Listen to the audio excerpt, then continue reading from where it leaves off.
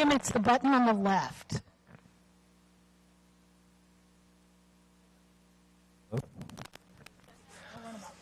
Oh, say, can you see by the dawn's early light what so proudly we hailed at the twilight's last gleaming?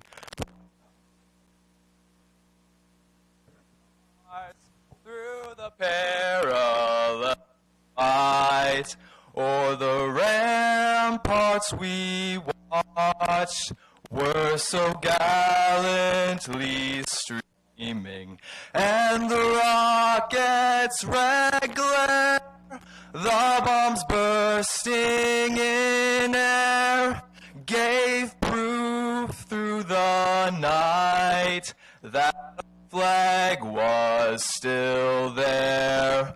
Oh, say does that star-spangled banner yet wave o'er the land of the free, the home of the brave?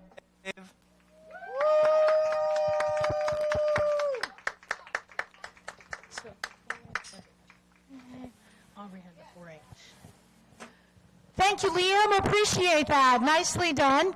Our flag carriers today were Claire Scholerman with the FFA flag, Aubrey Knudsen with the 4-H flag, Kelsey Arrett with the Iowa flag, and Kate Scholerman with the American flag. Thank you. Thank you, team. Appreciate that.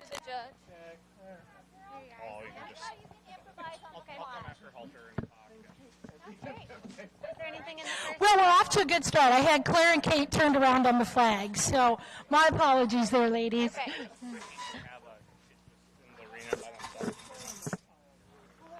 There we go. They grow up, don't they?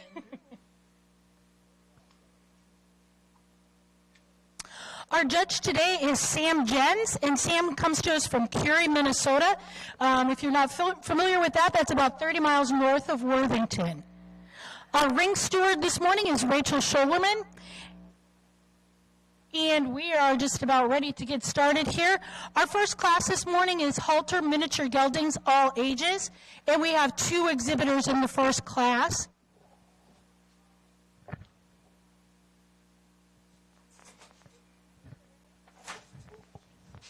Halter miniature geldings, all ages is this first class.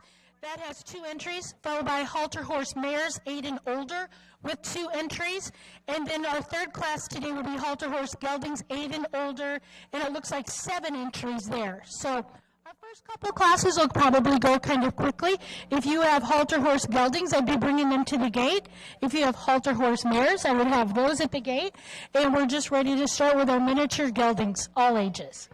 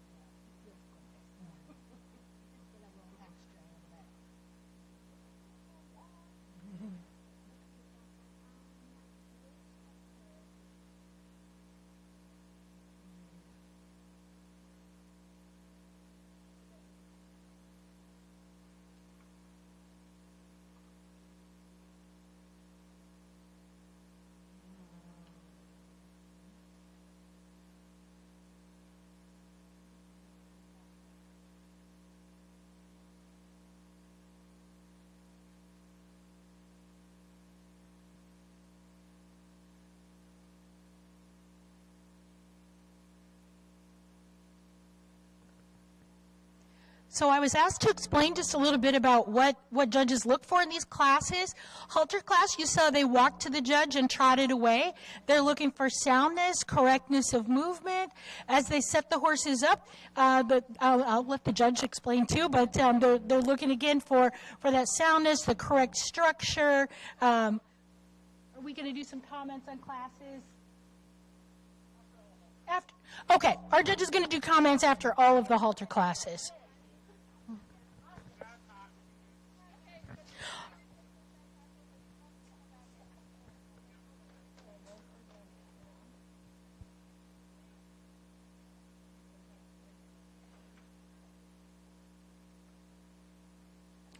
Okay, first place in our halter miniature geldings goes to exhibitor number 60, Reese Radcliffe with the Groom and Bloom 4-H Club, and Reese receives a blue. Second place goes to Riley Rural, and Riley also receives a blue. Riley is with the Okoboji Hoofbeats Club.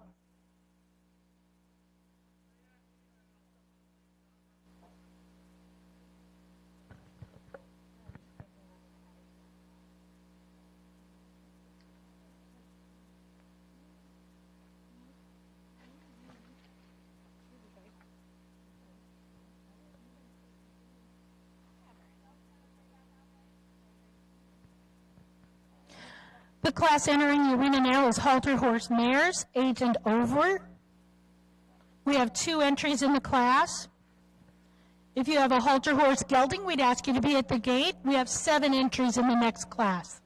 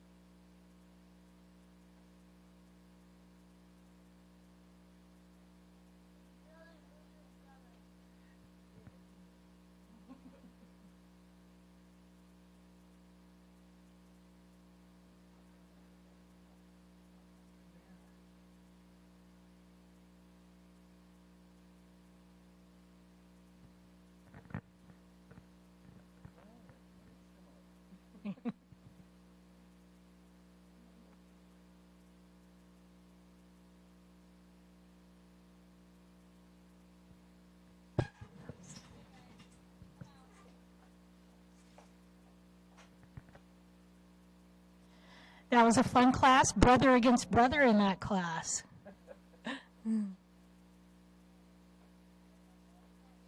Thank you. Okay, first place in the class goes to exhibitor number 59, Riley Rural, and he's with the Okoboji Hoofbeats. Second place goes to exhibitor number 58, Cade Rural, also with the Okoboji Hoofbeats. Congratulations, guys. Both blues.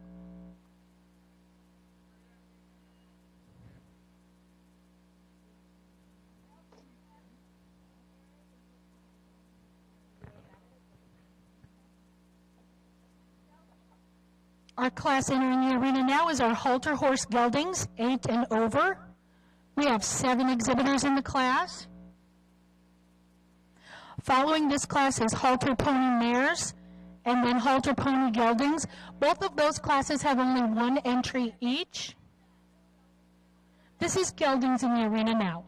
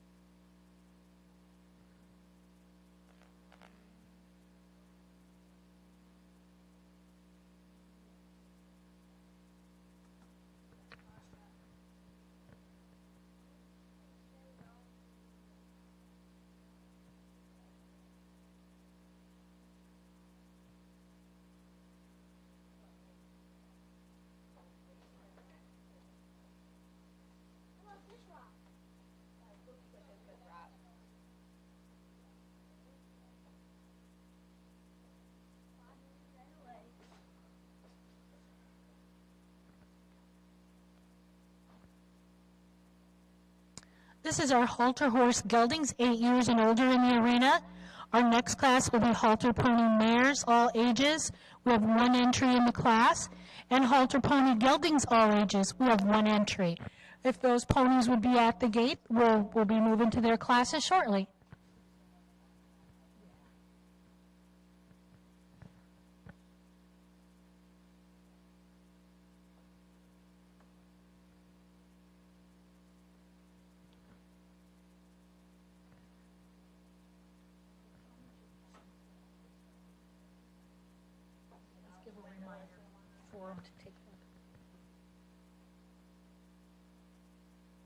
Following our next 2 halter classes with the ponies, we'll move into our showmanship classes with the senior showmanship first, followed by the junior. For those exhibitors, if you haven't already looked, those patterns are posted on the south side of the announcer stand here. So following your halter classes will be the 2 showmanship classes. If you need to take a look at those patterns, they're posted on the south side of the building.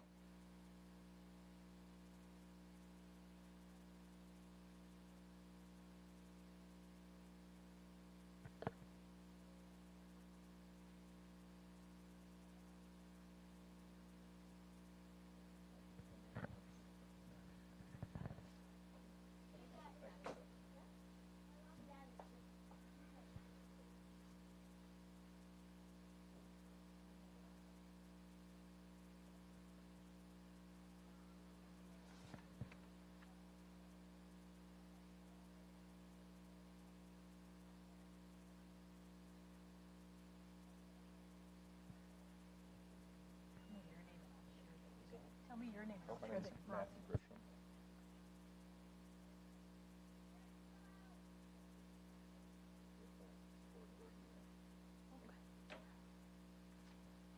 Thank you.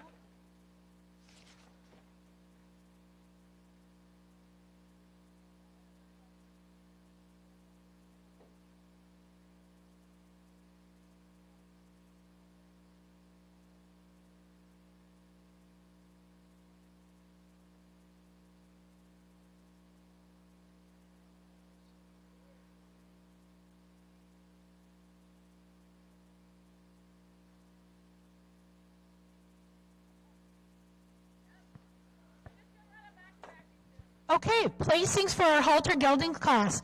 First place in a blue goes to Kelsey Eric, exhibitor number 25. Kelsey's with the Silver Lakers 4-H Club. Second place in a blue goes to exhibitor number 9, Addison Anderson with the Silver Lakers.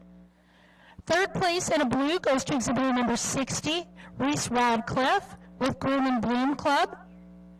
Fourth place in a blue goes to Aubrey Knutson, exhibitor number 73, with the Milford Pioneers Club.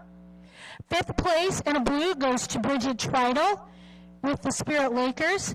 And sixth place in a blue, exhibitor number 58, Cade Worrell with Okoboji Hoofbeats.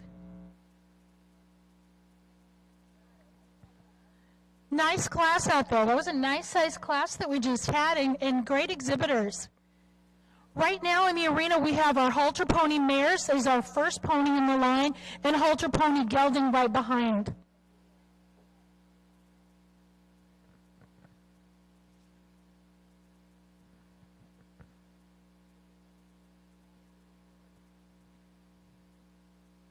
We would also like to thank Matthew Grisham.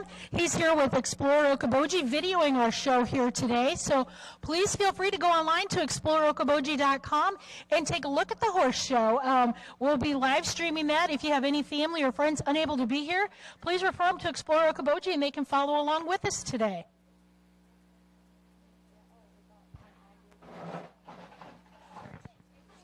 I know.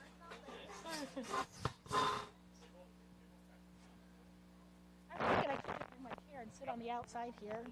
Blues to both? Okay.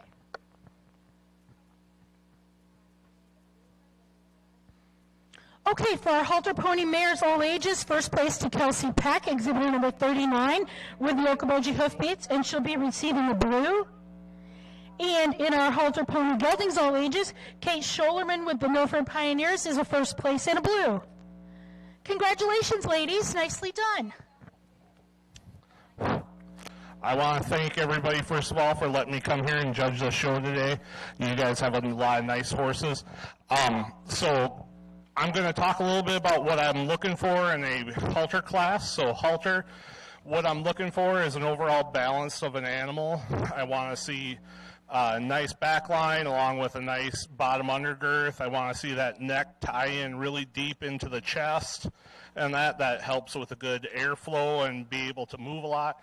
We also want everything to look nice and balanced overall. So we want a nice clean throat latch. We want a gelding to look masculine. We want a mare to look feminine and have that overall nice balance.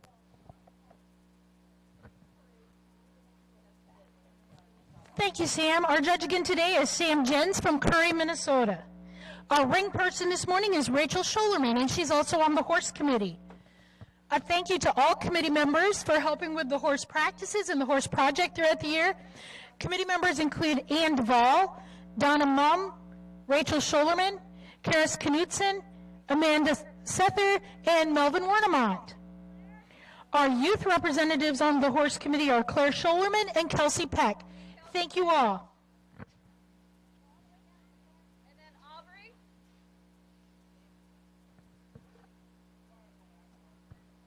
Our senior showmanship class is entering the arena now, and we have 6 exhibitors today.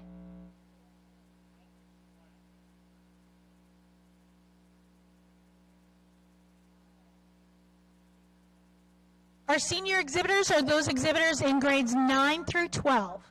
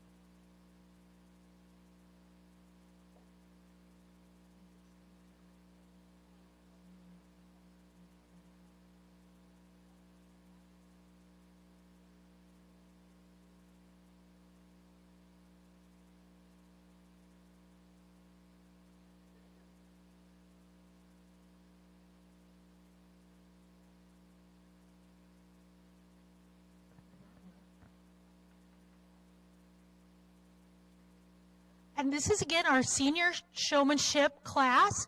Some of the things you'll see at the horse show are a little bit different than maybe some of the other classes. You'll see our exhibitors in long sleeve shirts and hats in the halter classes. A few years ago, 4-H changed the rule. They didn't have to be white shirts. They could wear a colored shirt.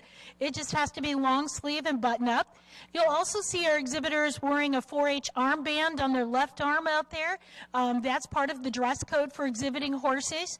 When we switch over to the riding classes under the Iowa rules, they will have to switch their hats and wear helmets for those classes. So you'll see that tack change happen when we switch over to the riding classes. Our junior showmanship will be our next class, and we'll have 5 entries in that class.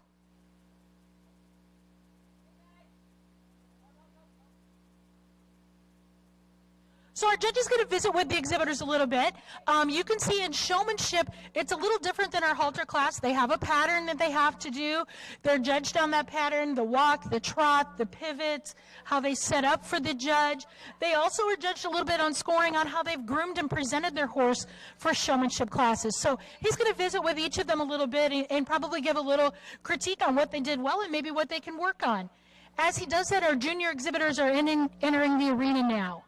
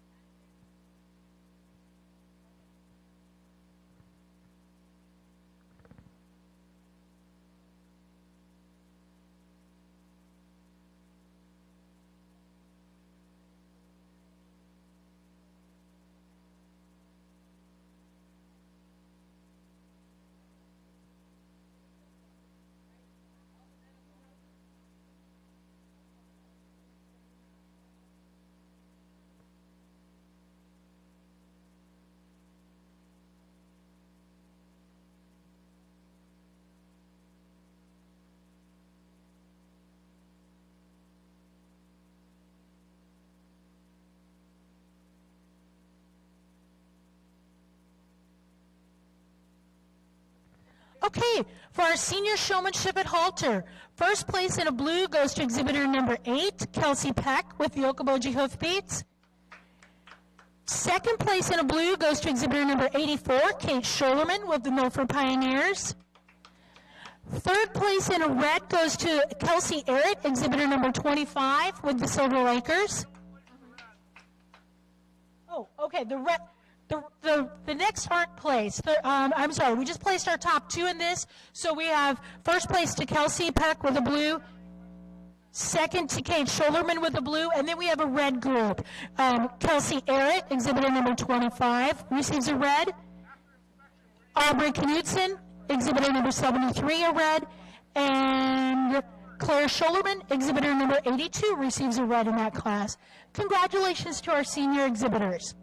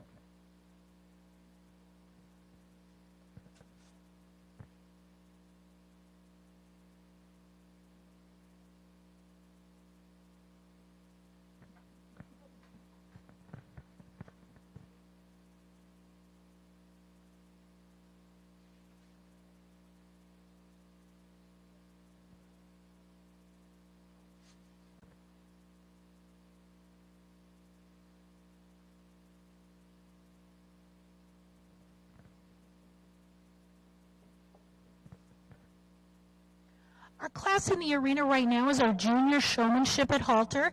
These exhibitors are in grades 4 through 8. And from both of our showmanship classes, both the junior and the senior, our top exhibitor will be going on to compete in our overall showmanship contest on Wednesday afternoon, where they'll get to show all the large animals of other species as well. Following this class, we're going to take about a 15 to 20 minute break. We're going to give the exhibitors a chance to get saddled up and ready to ride. And so we will open the arena up following this class for some free riding time before we get started with our next set of classes. We'll start back up with Egg and Spoon following our break after this class.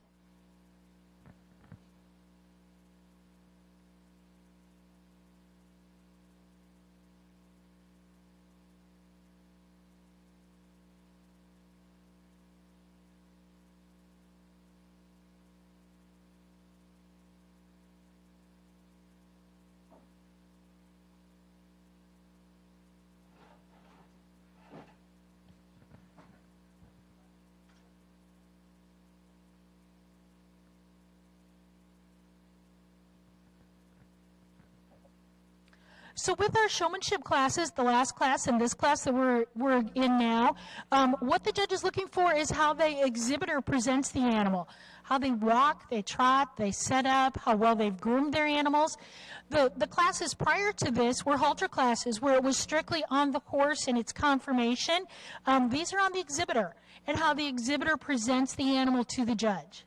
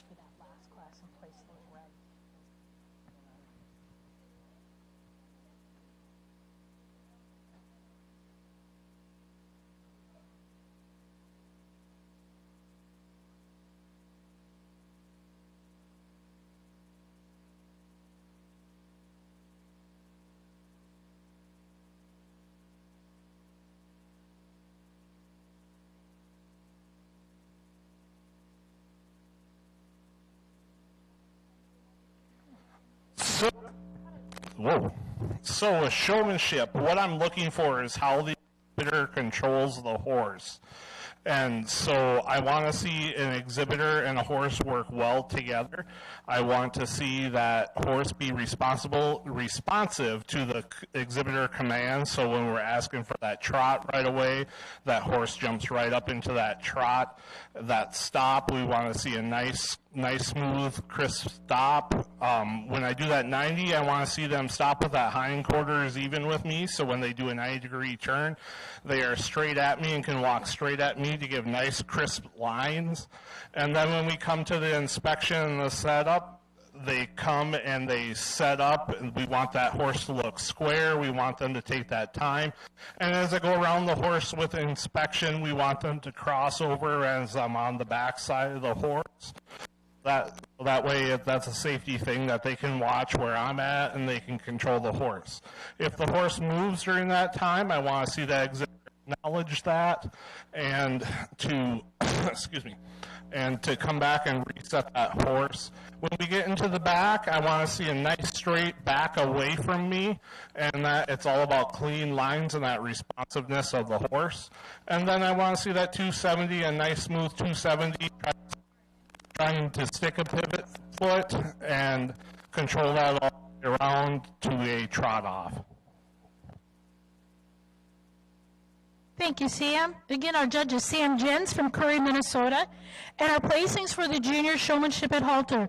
First place goes to exhibitor number 59, Riley Worrell, receiving a blue. Second place, exhibitor number 10, Bridget Tridle, also receiving a blue. Third place, exhibitor number 9, Addison Anderson, receiving a blue. Fourth place, exhibitor number 60, Reese Radcliffe, receiving a blue. And fifth place, Cade Worrell, receiving a red with the Okoboji Hoofbeats Club. We're going to give them about 15, 20 minutes here to get their saddles on, give them a chance to get in the arena, warm up their horses a little bit, and we'll be starting back with our egg and spoon classes for our seniors and then our junior egg and spoon. For those of you, if you'd like a program or a show bill for our classes and the order, we have some of those up here at the announcer stand.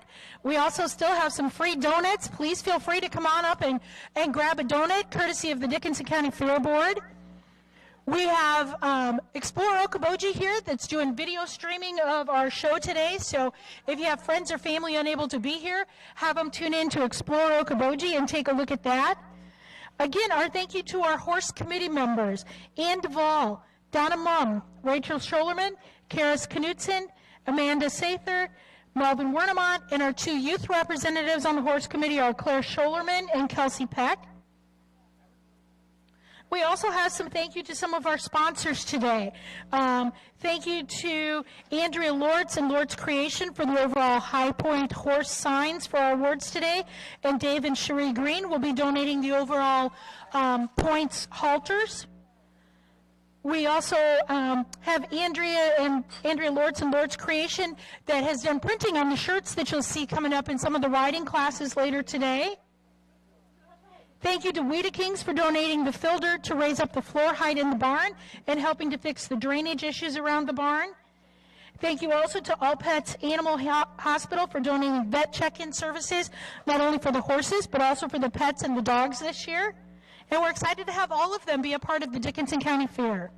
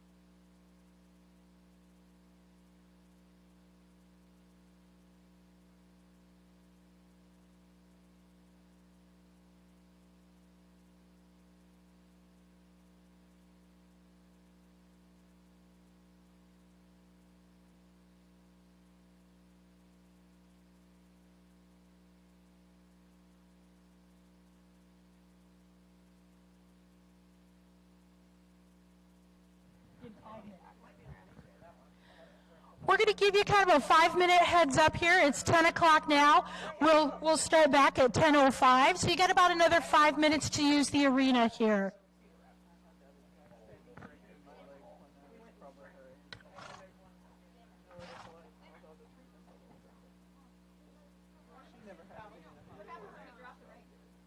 You might be noticing as we look at some of the exhibitors out here now, you're seeing the helmets.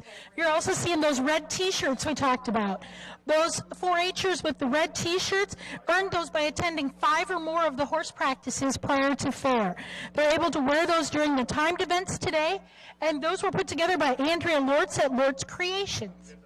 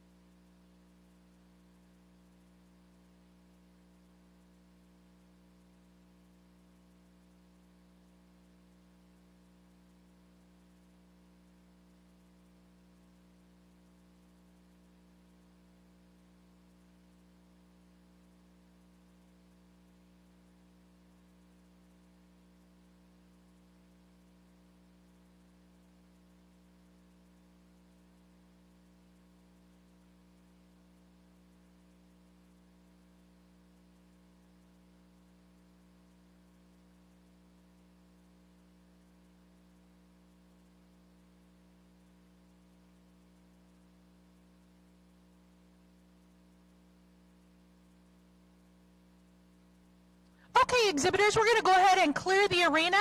We're going to ask you to exit the arena, and we're going to get ready for our first riding class here this morning. Our first class will be the Egg and Spoons for the senior division, and we show 4 exhibitors in that division.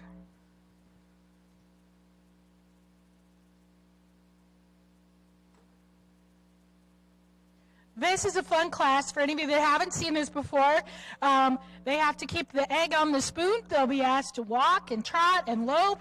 They may be asked to extend their arms out to the side or take their feet out of the stirrups, but it's all about balance. Who can keep that egg on the spoon the longest?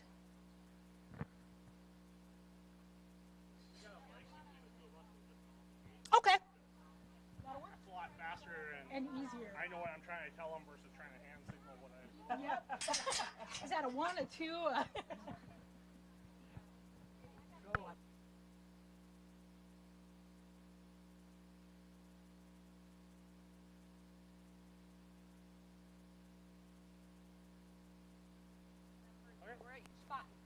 Sounds good. Okay, ladies and gentlemen, please put your egg on your spoon and have 1 inch of daylight between the egg and your fingers. And walk, please.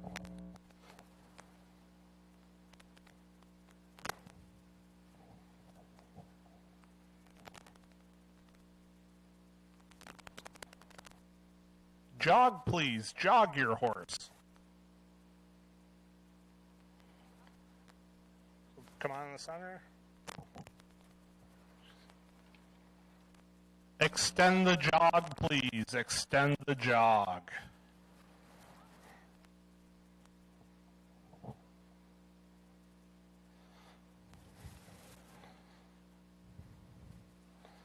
Put your arm. Do 1.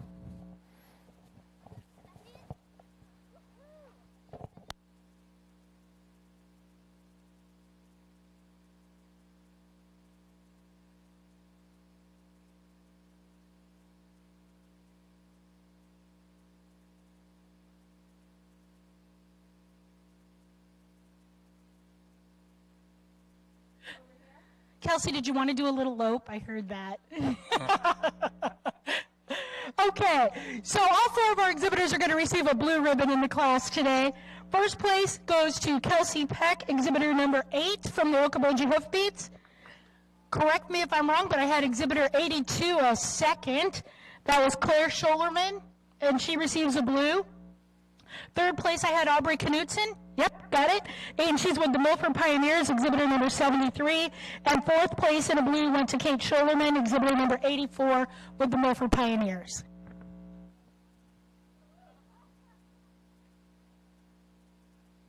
Nice job, ladies. That's just a fun class, isn't it? Okay, our next one, we're going to have the junior exhibitors in. So this has been those exhibitors, again, 9th through 12th grade in the senior division. We're going to see if the juniors can last a little longer than our seniors did. Game on. For our junior division, we got 4 exhibitors coming into this class. So here we go.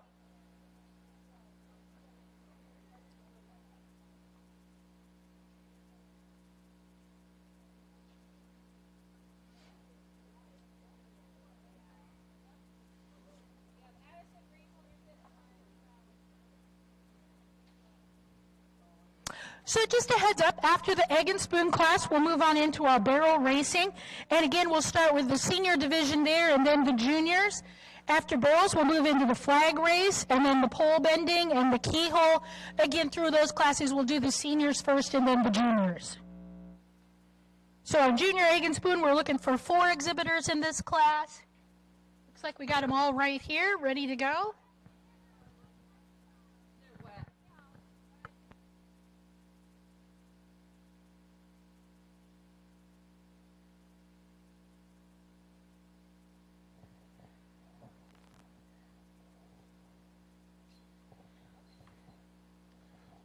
I like that helmet. I've got Addison. That's a schmancy helmet. I've got Reese.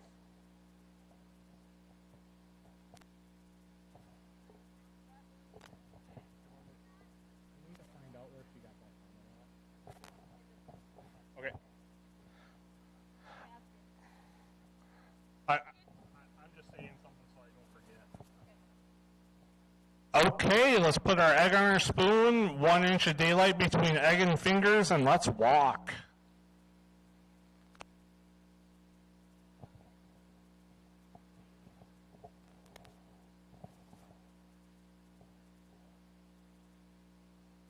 Jog, please. Jog your horse.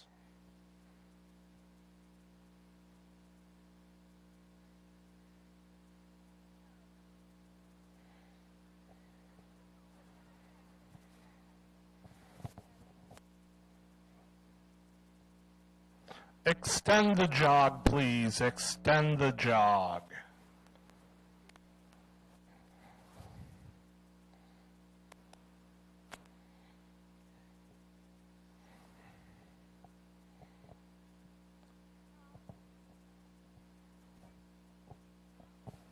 Lope, please. Lope. I wanted to see if you'd do it.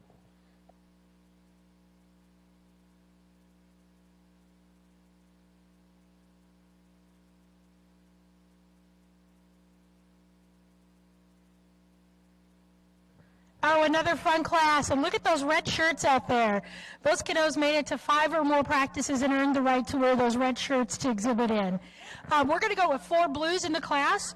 Our first place went to exhibitor number 59, Riley Whirl, with the Okoboji Hoofbeats. And then I didn't catch between second and third. Who was our second out there? Bridget got second? Okay, awesome. Bridget Trido, exhibitor number 10, was second place with the with the Spirit Lakers. And then we had Reese Radcliffe in third place with a blue from Groom and Bloom, and Addison Anderson in fourth place with a blue from the Silver Lakers. Nice job.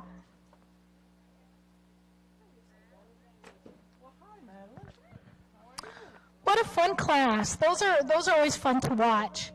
We're next going to move into our barrel racing. So our committee's getting the barrels set up out there. And what we're going to do for the rest of these gaming events is we're going to bring them in the north gate. So we'll be coming in from on the north end, and we'll be doing our timing from that end as well.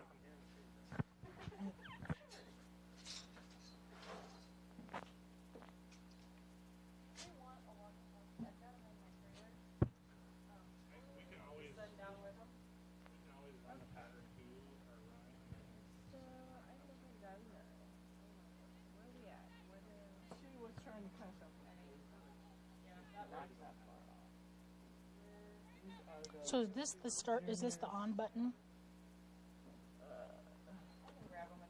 Oh, there. I'm sorry.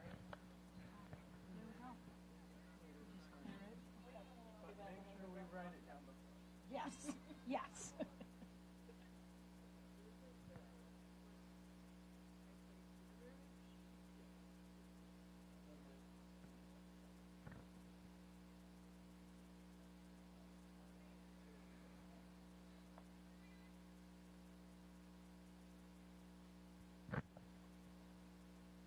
So we've got the timer on up here. If you guys want to check that for us, we'll see if it's working.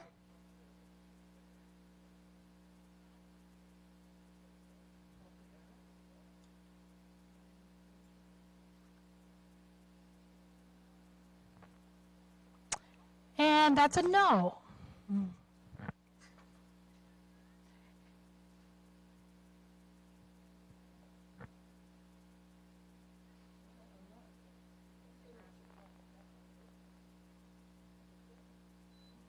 Oh, there we go. And there we go. We had a start and a stop. Thank you.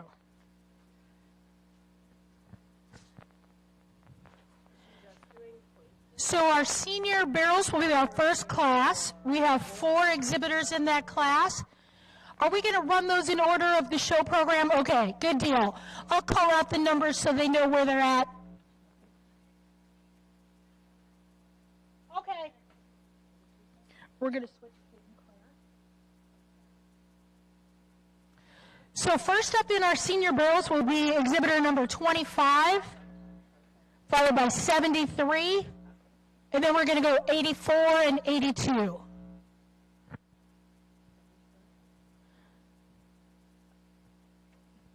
we're going to go in the show order. Lydia is a scratch, so it goes to Kelsey, and then she said switch Claire and Kate's order. Exhibitor number 25 is our first exhibitor. In the hole is exhibitor 73, followed by 84 and 82.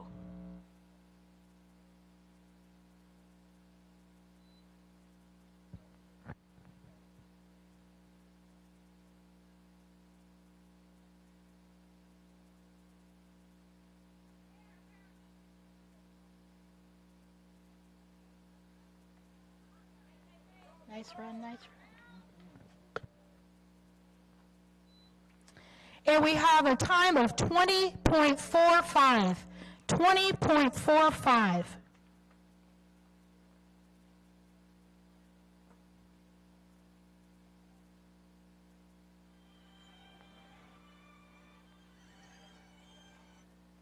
Next up is exhibitor number 73. One of the things you'll see as part of 4-H rules is all exhibitors have to dismount when they exit the arena from a gaming class. So we give them just a moment to exit the arena. We'll have our next exhibitor, number 73.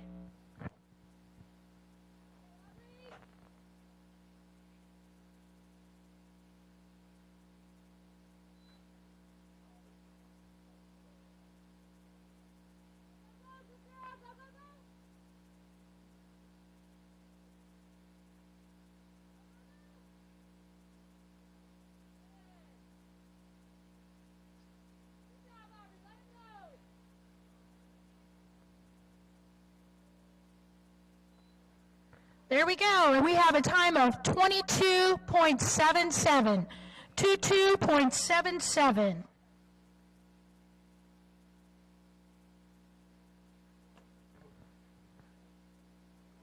And then I'm correct, we're going to go with exhibitor 84 and then 82.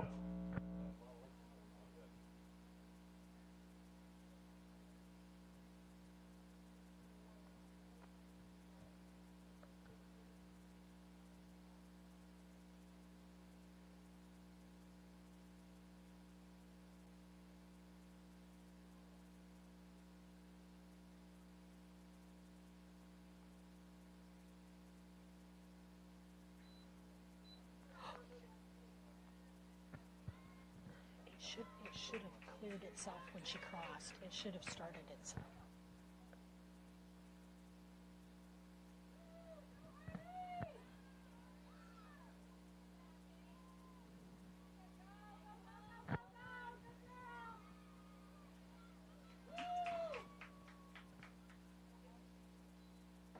Okay, time for that exhibitor is 27.18. 27.18.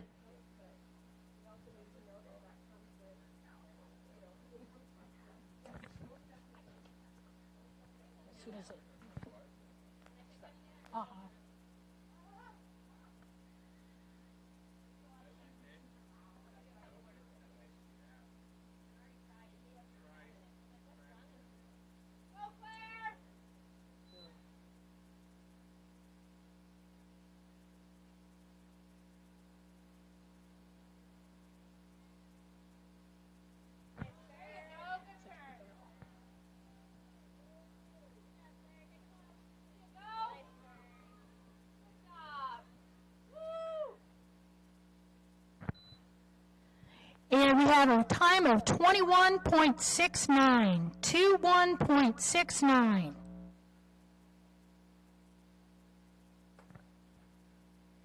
And that was our final exhibitor in the senior division.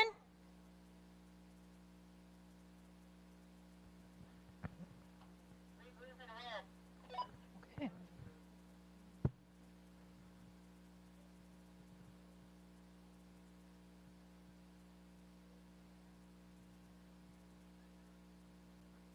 Okay, our placings for that. First place was exhibitor number 25, Kelsey Arrett with the Silver Lakers, and Kelsey receives a blue. Second place in a blue goes to exhibitor number 82, Claire Scholerman. Third place in a blue goes to Aubrey Knudsen, exhibitor number 73 with the Milford Pioneers. And fourth place in a red goes to Kate Scholerman, exhibitor number 84 with the Milford Pioneers. We're going to move on to our junior barrels, and we'll start with exhibitor number 9, followed by 60, 10, and 58.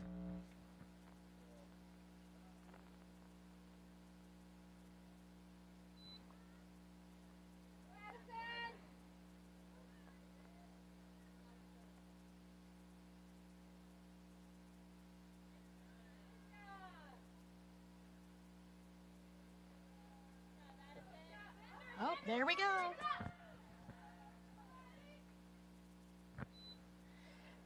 Okay, exhibitor number 9's time was 20.72. 20.72.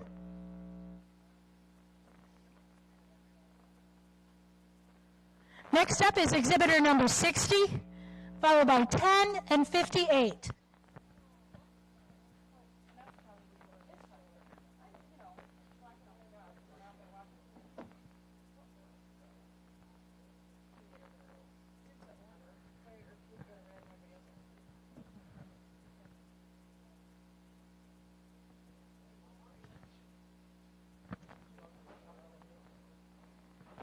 Exhibitor 60 is up next.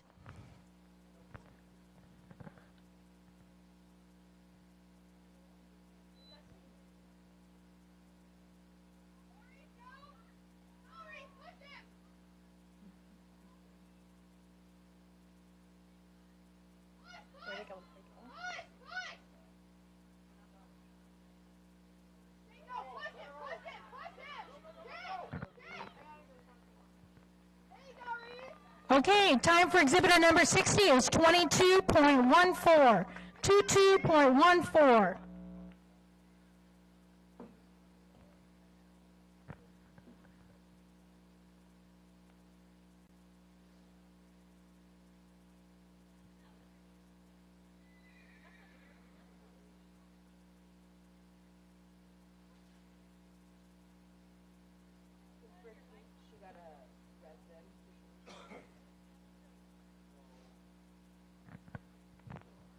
This is exhibitor number 10, followed by exhibitor 58.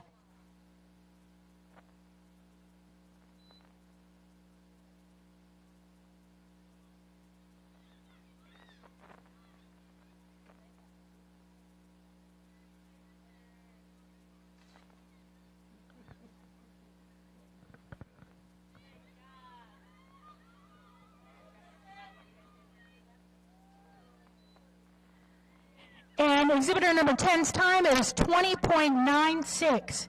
20.96. Our final exhibitor for barrels in our junior division is Cade Worrell. Cade's exhibitor number 58.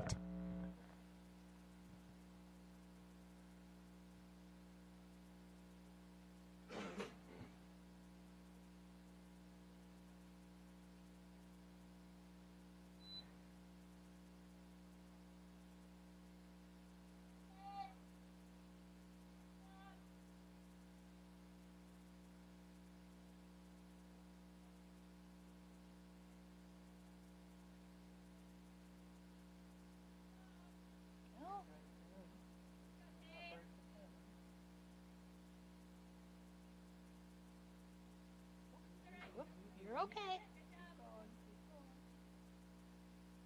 Oh, he's good. He's good. Nice, nice. Okay, woohoo!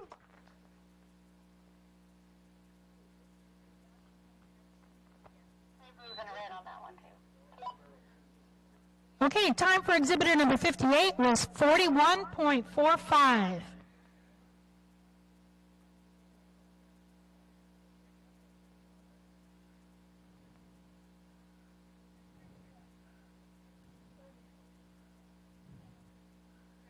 What a nice job to all of our barrel exhibitors. We didn't have any barrel tipping today. We didn't have to set any up or penalize anybody. If they tip a barrel, it's 5 seconds. So we had good, clean runs today. In our junior division, first place goes to exhibitor number 9, Addison Anderson from the Silver Lakers, receiving a blue. Second place to exhibitor number 10, Bridget Tridle from the Spirit Lakers, receiving a blue. Third place to exhibitor number 60, Reese Radcliffe from Groom and Bloom, receiving a blue. And fourth place, exhibitor number 58, Cade Worrell, receiving a red from the Okoboji Hoofbeats. Nicely done. Good, clean runs. Yeah, it's okay. You can clap and hoop it up for these guys. They appreciate that. We're going to go on to the flag race. And in this race, kind of like the barrels, they can choose to go left or right. They just let the committee know which barrel they want to go to first. They'll pick a flag out of a bucket, come up around the top barrel and go stick the flag in the bucket on the final barrel. So it's up to them if they want to go left or right. They just let the committee know which direction. We have 3 entries in the senior division and 4 in the junior. First up in our senior division for flag race is exhibitor 73, followed by 82 and 84.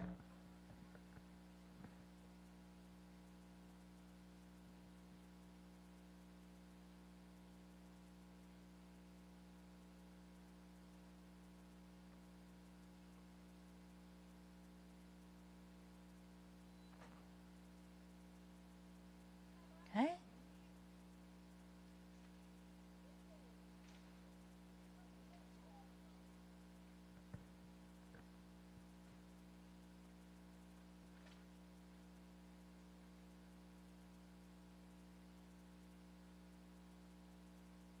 Ah, nice job.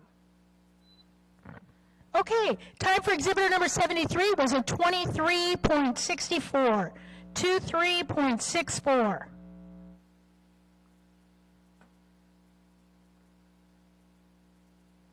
You can see in this class you want to go fast, but you got to get the flag in the bucket or it doesn't count. So it takes a little precision to get that all put together. Nice job.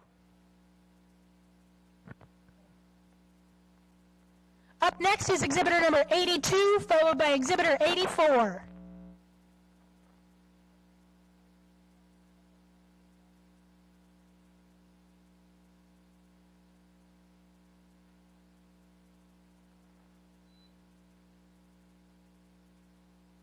Here we go.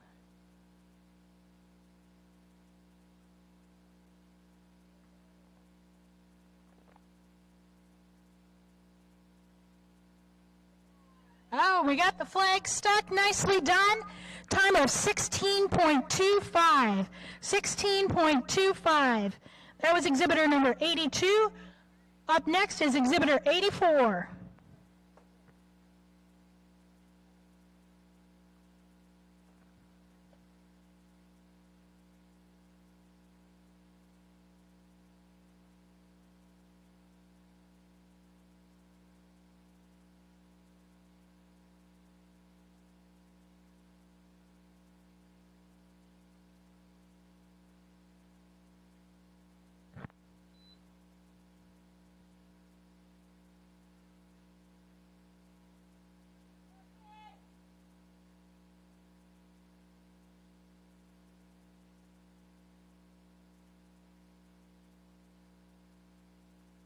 Awesome. We had a time of 18.09. 18.09.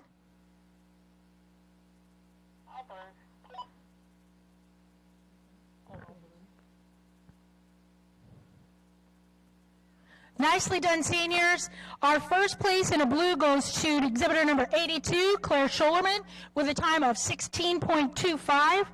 Second place goes to Kate Scholerman, number 84, with a time of 18.09. And third place to Aubrey Knudsen, exhibitor number 73, with a time of 23.64. Nicely done, ladies. That's much harder than it looks. Nice job getting those flags in the bucket. Our junior division, we're going to start with exhibitor number 9.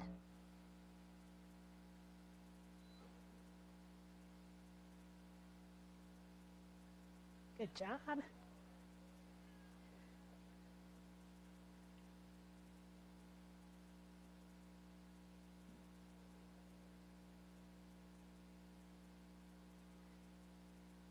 And we got it. Good job. The time there is 19.89. 19.89. That was exhibitor number 9. Next up, exhibitor number 60, followed by 10 and 58.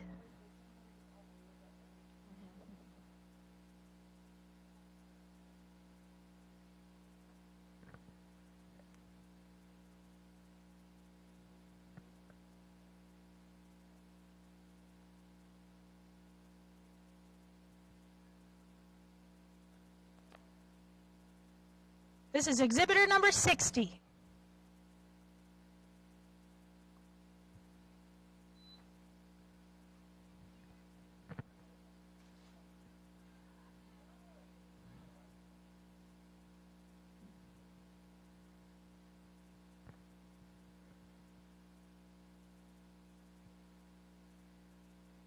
Oh, there we go. Nice job. Exhibitor number 60 had a time of 18.11. 18.11. We'd like to thank our ring help out there, Rachel Scholman, and Mick Lortz is out there helping. He's also been the one that's drugged the arena for these horse kids, so kind of a nice volunteer, maybe not on the committee, but getting wrangled into a lot of help out there. We appreciate it. Oh, we got Karis Knudsen out there now. Sorry, Rachel stepped out. She helped with the halter. We got Ann Duvall running the gate down there. Exhibitor 10.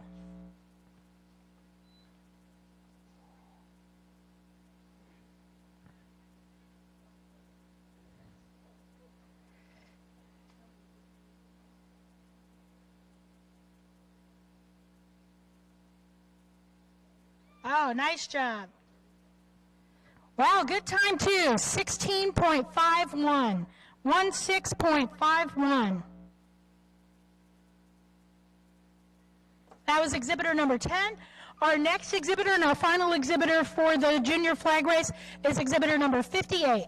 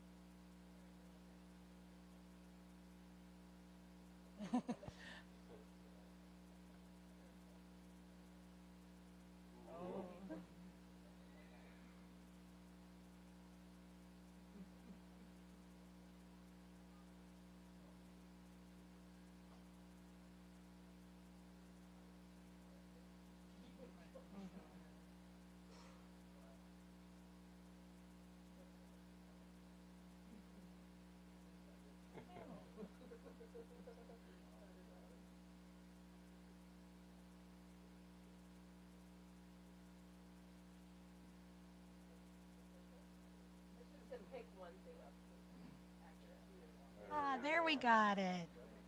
Nicely done.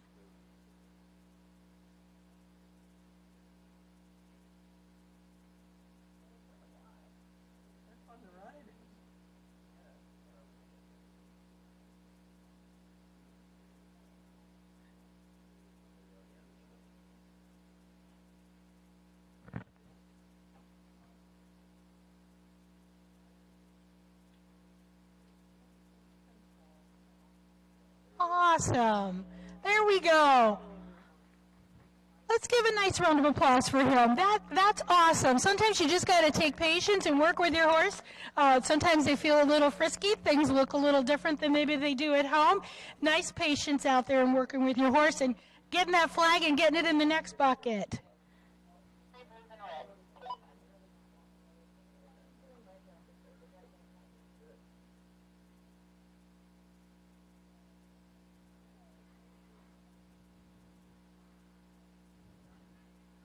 Okay, that was our last exhibitor for the flag race. We're going to take the barrels down and set up for polls. So our placings in that junior flag race. First place and a blue goes to Bridget Tritle, exhibitor number 10, with a time of 16.51.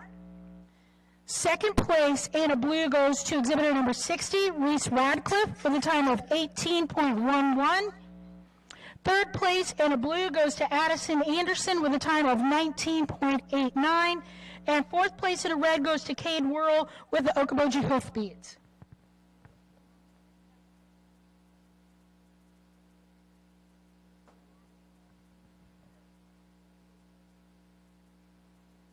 Again, very nice run, guys. Sometimes the horses fly by and they don't get the flag, or they go by too fast on that last bucket and they don't get the flag in. We had clean runs from all of our exhibitors in the junior and senior divisions. Good runs, nice job. Sometimes, like I said, it takes that patience to get it. That's the object of it, is get your horse used to going around those barrels and listening to you and doing what you're asking him to do. Nicely done out there.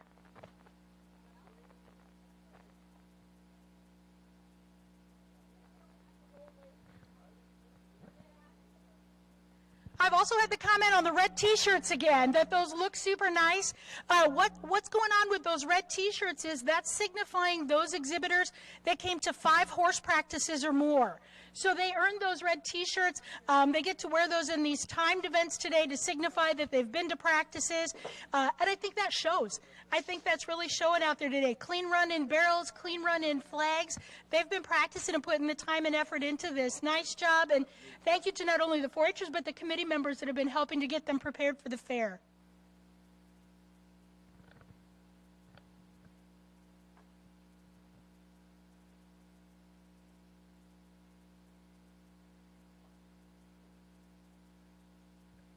You can see the committee setting up for the pole class. There is some method to this madness as well. The poles have to be so far apart from one another. They need to be at least 21 feet from the start line.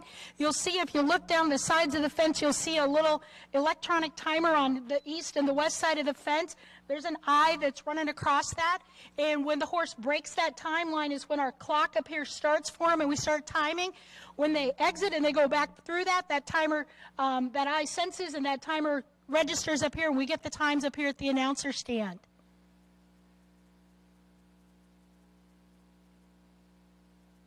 So for our pole class, what they're going to do is they'll enter from that north gate, they'll come down to this far end to the last pole, and then they'll weave through the poles, going down and weave through them coming back, and then they run back towards the gate to exit. If they tip a pole, it's a 5-second penalty if that pole tips over. They can tap it, they can touch it, but if that pole tips over, they get 5 seconds added to their time. So in this, kind of like the barrels, we don't want any tipping. Don't tip a barrel, don't tip a pole.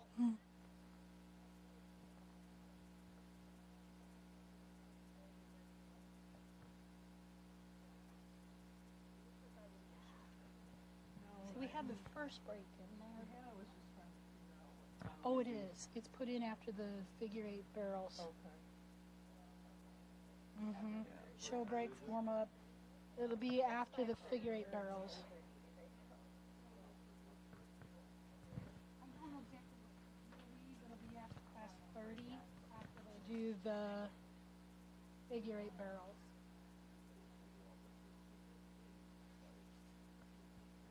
I know she put the order in with them already. An order for everybody, so they should have that.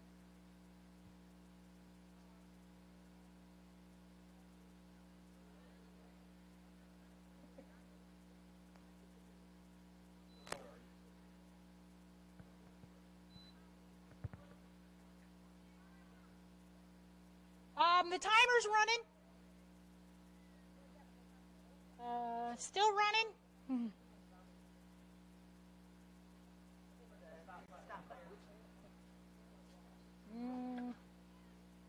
Okay, let's try it again.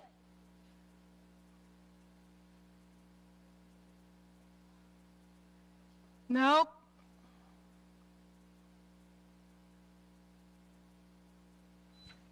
Now it started. Let's see if we can stop it. Yep, good job. We're good.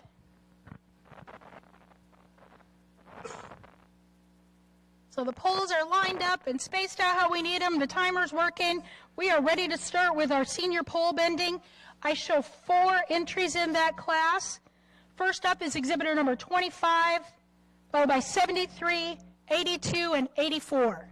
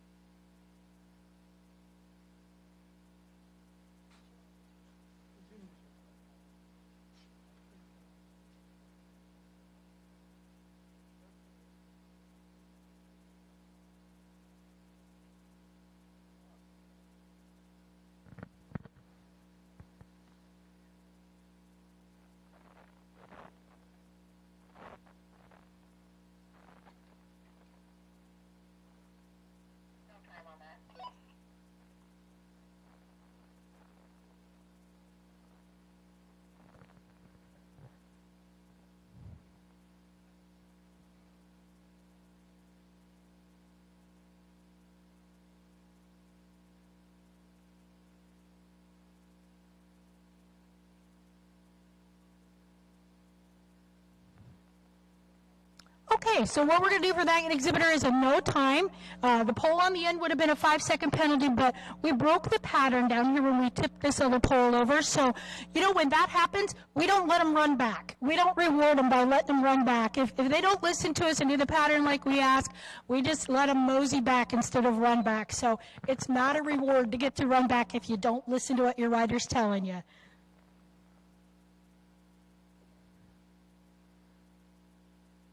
Our next exhibitor is number 73, followed by 82 and 84.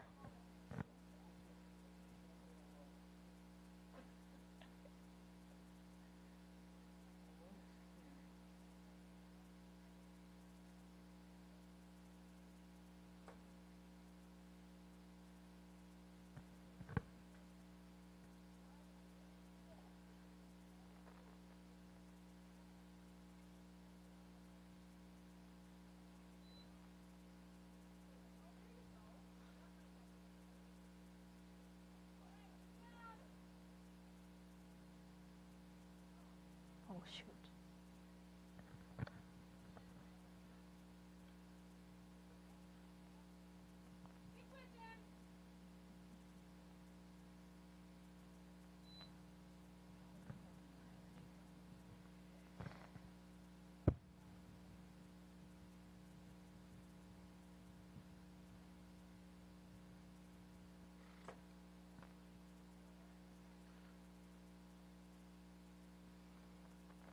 Okay, so we're not letting this one run back either.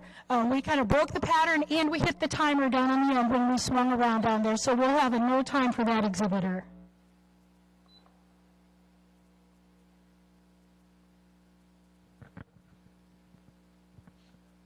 Our next exhibitor is number 82, followed by 84.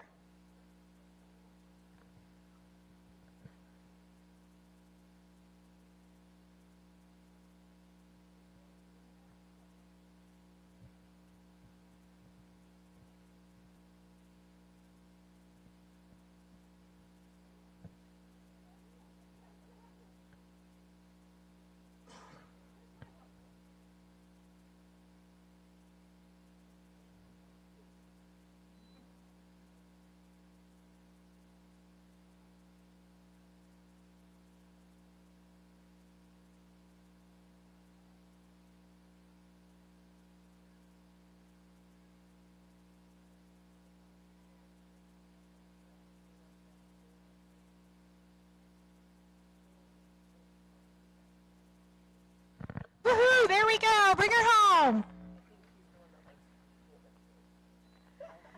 Nice clean run there, a time of 29.10, 29.10.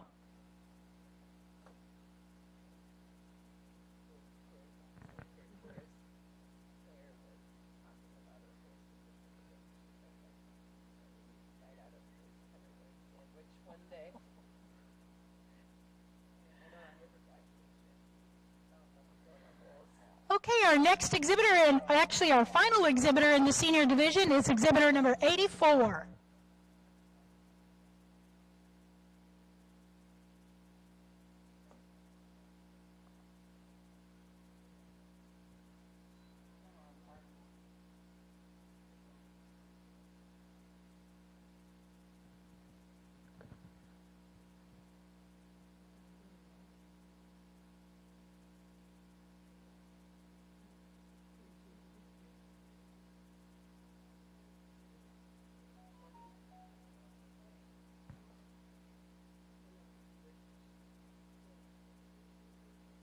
Woohoo, let's bring her home too.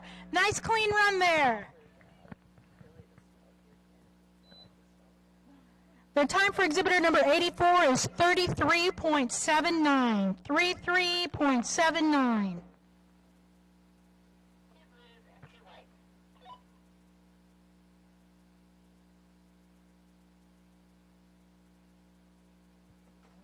Okay, placings for that class. First place and a blue goes to exhibitor number 82, Claire Schollerman with the Milford Pioneers.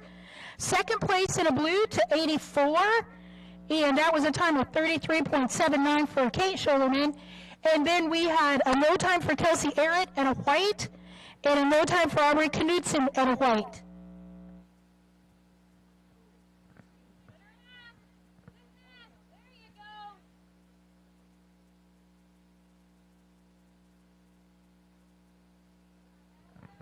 Way to go. Let's send her home.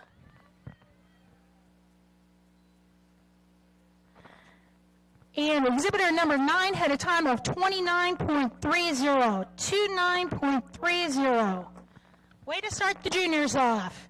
Okay, our next exhibitor will be number 60, followed by 10 and 58.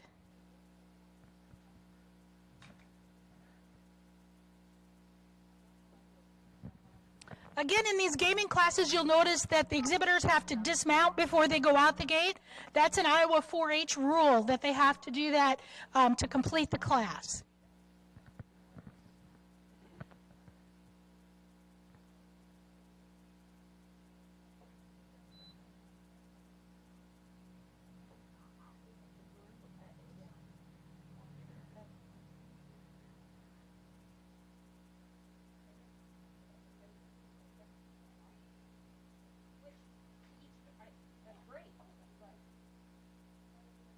There we go.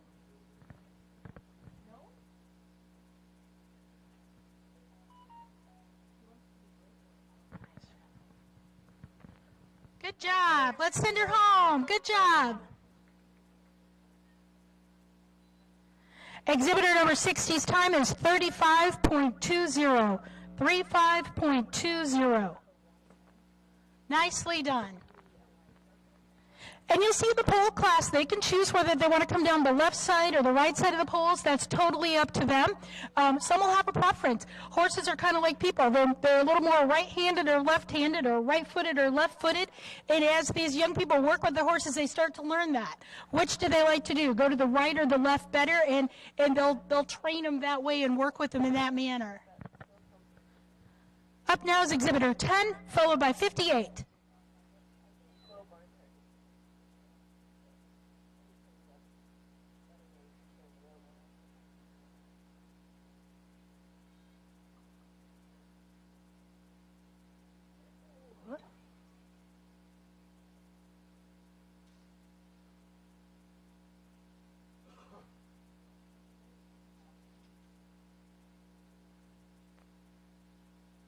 Okay, let's send her home.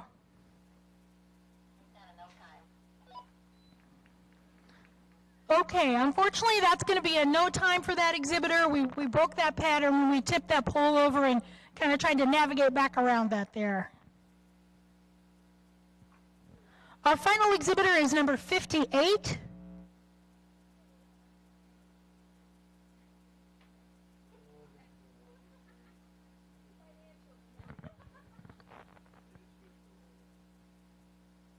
Thanks again to Mick Lortz for helping with the poles there. I know Andrea was helping set some poles.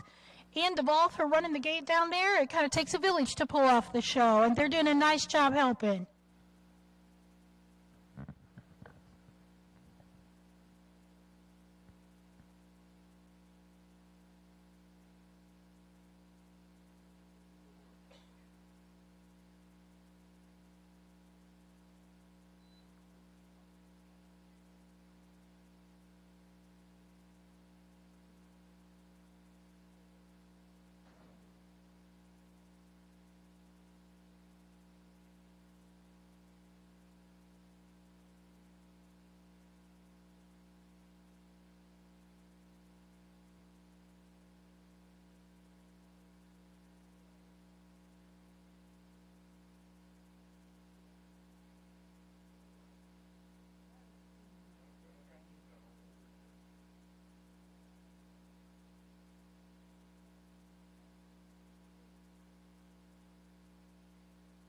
Very nice. We had a nice clean pattern there.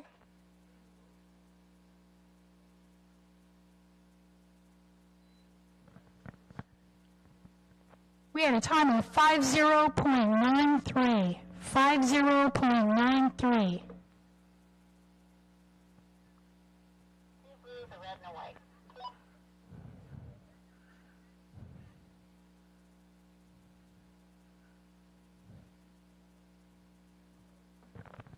Nice job. Nice class there. We're going to start off with our first place going to Addison Anderson, exhibitor number 9 with the Silver Lakers. She receives a blue. Second place in the blue goes to Reese Radcliffe with a time of 35.20. She's with the Bloom Club. Third place in the red goes to Kate Worrell with the Okoboji Hoofbeats, and no time in a white to Bridget Trido, exhibitor number 10.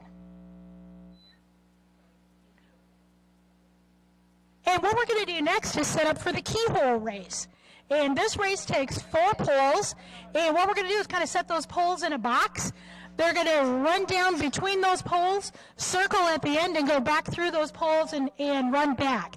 The object of this one is not to tip over any poles, and obviously to get between those poles. So run between them and run back without tipping any poles in this one. We're going to have 3 exhibitors in the senior keyhole and 4 in the junior.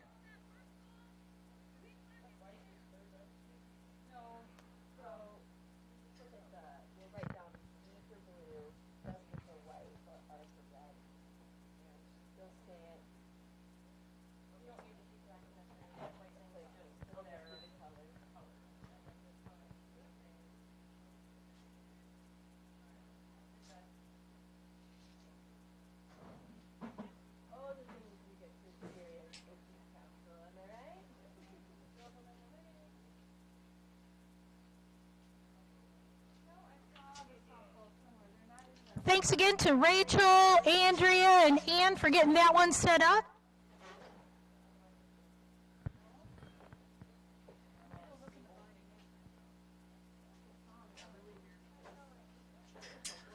For senior keyhole, first up will be exhibitor 73, followed by 82 and 84. Let's do a quick check on our timer. It's running right now. Can we check and see? There we go. Yep. We're good here, too. All right.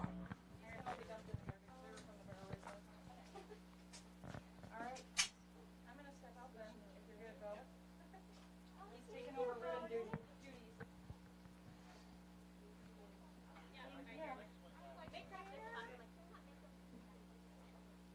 Okay, our first exhibitor is number 73.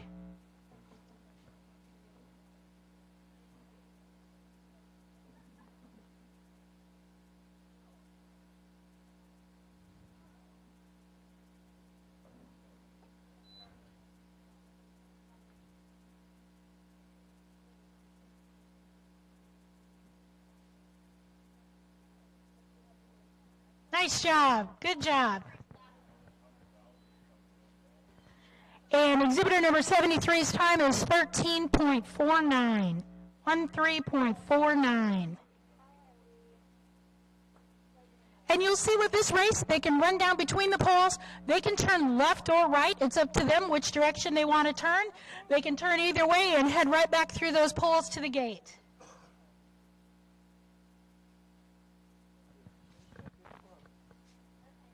Exhibitor 82 is up and 84 is on deck.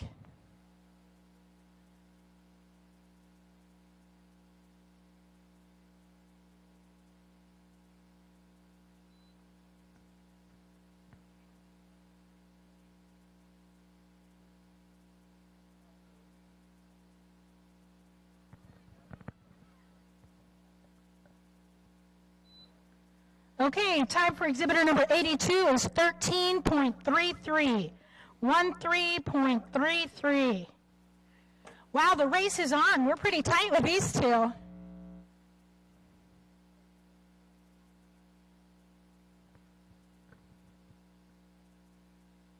Exhibitor 84, you're up next.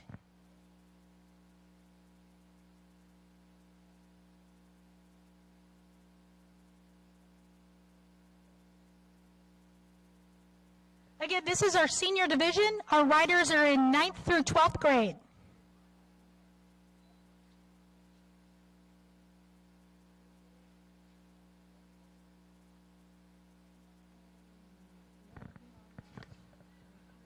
There we go.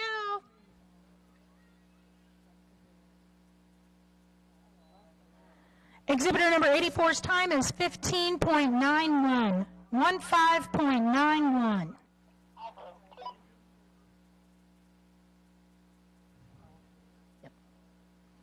Nice job, seniors. Good job with that keyhole race. Our first place goes to exhibitor number 82, Claire Scholerman.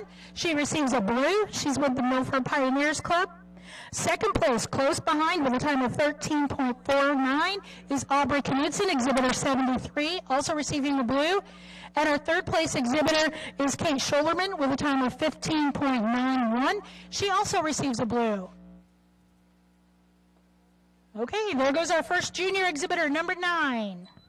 Her time is 15.58, 15.58.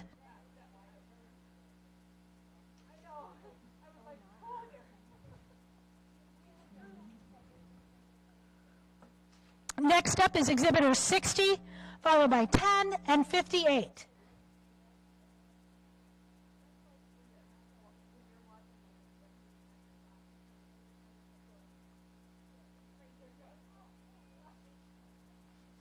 Following the keyhole race will be our softball race. We'll start with our senior division with that, and then our juniors in the softball. Exhibitor 60. Here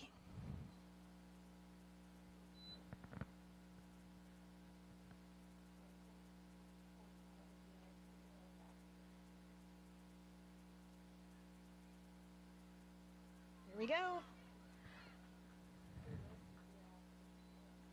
Exhibitor number 60's time was 14.83, 14.83. Next up will be exhibitor 10, followed by 58. And then we'll be moving on to that softball race.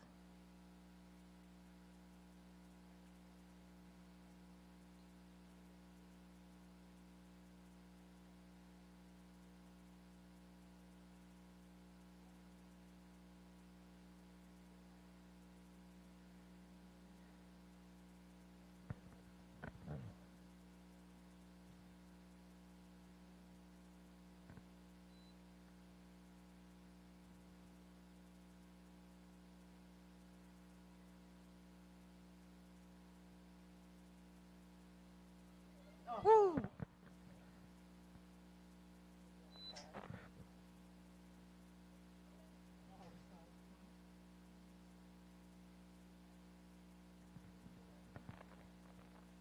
We had a time of 14.40.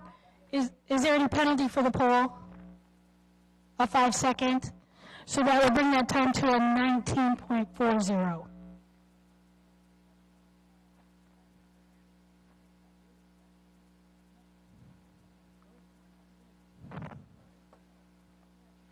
Our next exhibitor up is actually our final exhibitor in the junior keyhole, number 58.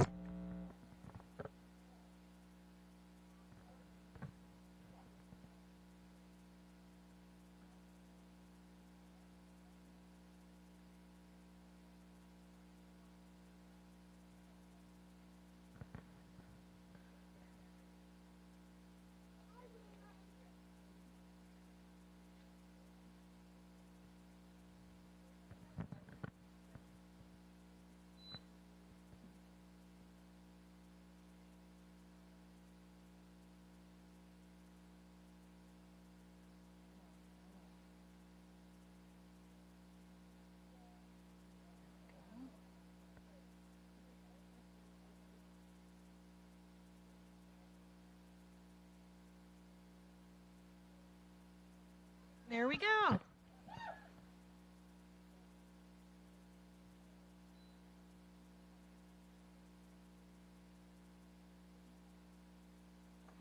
Time for exhibitor number 58 was 29.37, 29.37.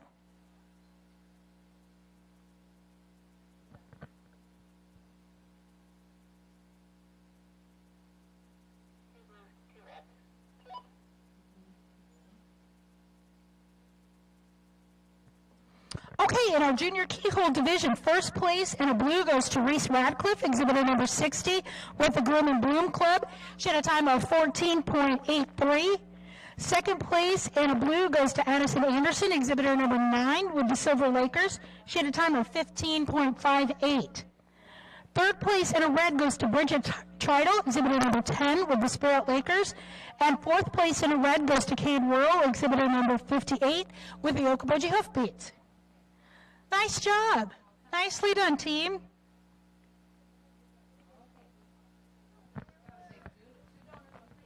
Okay, what we're doing next is our softball race. And for this, the key is kind of like it looks. You ride down and you get the softball in the bucket and you ride out. Another timed event, we're going to use that electronic eye for. We're starting with our senior division, exhibitor number 35. Whoop, exhibitor 73, I'm sorry. Had a scratch there.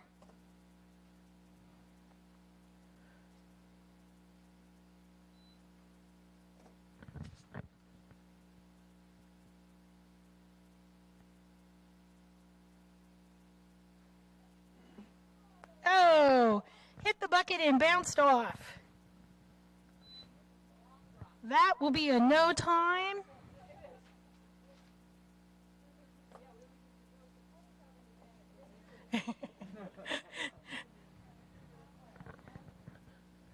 Yeah, there's a little chuckling going on over here. The ponies have an advantage at this class. They're a little lower to the ground, a little closer to that bucket. Next up is exhibitor 82, followed by 84.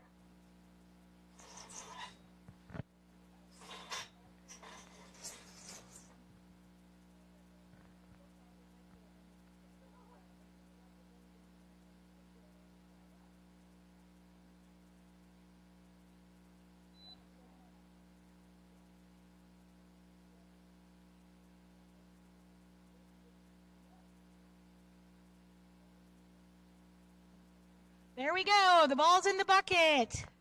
A race to the finish. Exhibitor 82's time is 15.57. 15.57. Next up is exhibitor number 84.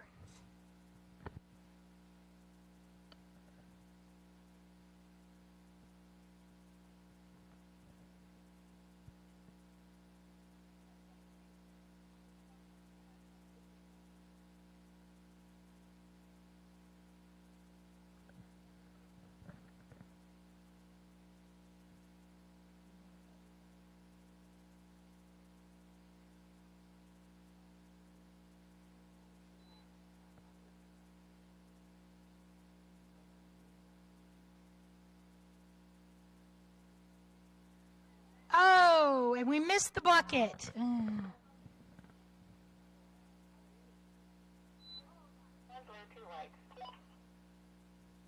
One blue.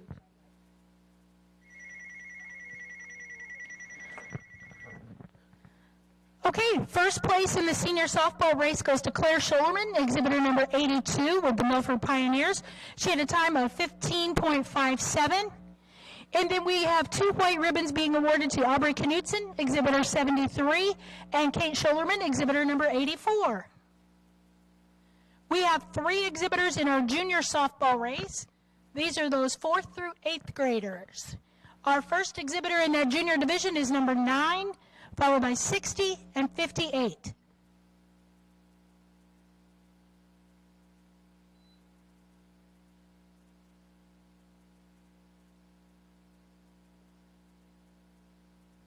Oh, and the ball just missed the bucket on that one.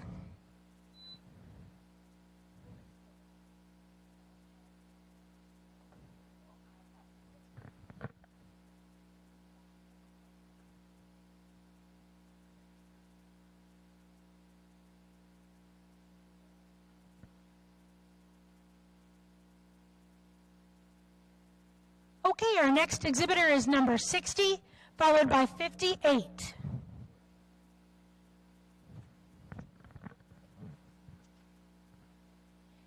And once we finish the softball race, we're going to move into the jump figure 8 barrels. That's kind of a fun class if you haven't seen that one before. Exhibitor number 60.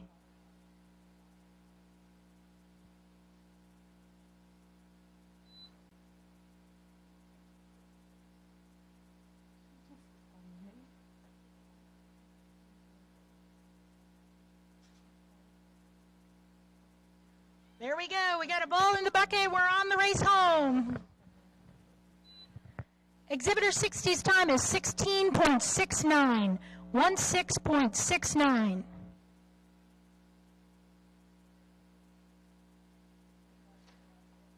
We have one more junior exhibitor, number 58.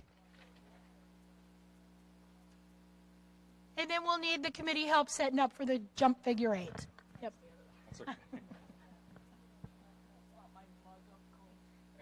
It's okay if somebody goes by every now and again.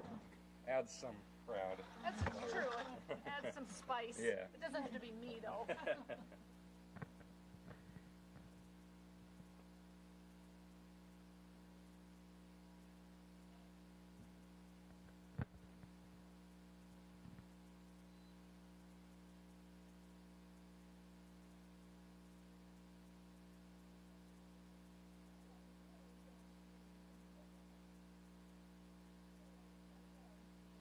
Oh, we got the ball in the bucket. Good job.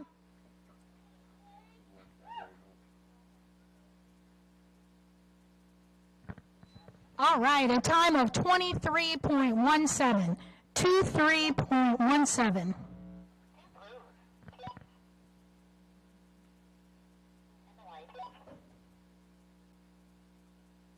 Okay, results for our junior softball race.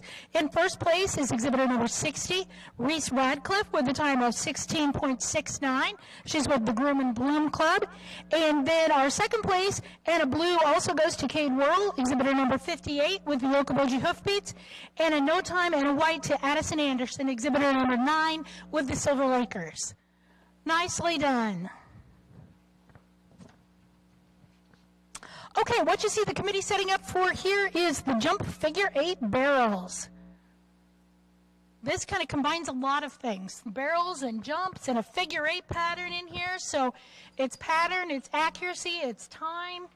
They have to run down, come over the jump, and then they do what's called a figure 8 pattern around 3 barrels here on the end, and they head back for the gate and have to go over that jump again. So lots of different elements in this race.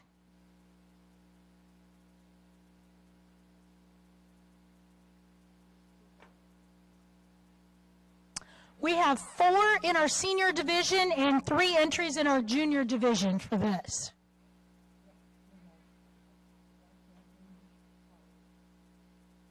Following our jump figure 8 barrels, we're going to take a lunch break, and what will allow is for those 4-Hers to get changed. They are going to switch over from the gaming events to the pleasure events, so they may be switching clothes, they may be switching horses. We're going to give them a chance to get switched over for those pleasure classes. We'll take a lunch break, give our judge and our committee a little break here after the jump figure 8 barrels, and we'll be back into those pleasure classes for the rest of the afternoon.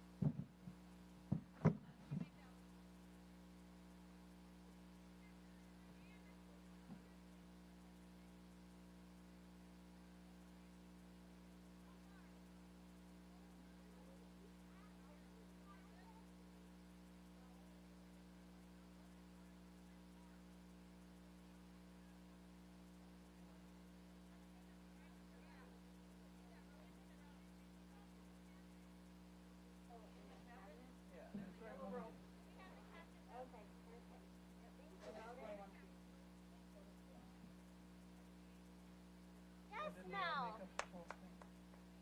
No, it's a class. It's just not a forge approved, so I'm looking. 5-second penalty for a barrel or a full knock. Okay. A DQ if they break the pattern. In this class, the penalties are a 5-second penalty if they tip a barrel or knock the pole over when they jump, and they are disqualified if they break the pattern. So if when they're doing that figure 8 around the barrels, if they break the pattern, that would be a DQ. If they tip over a barrel or they knock that log off of the jump, that's going to be a 5-second penalty in this class.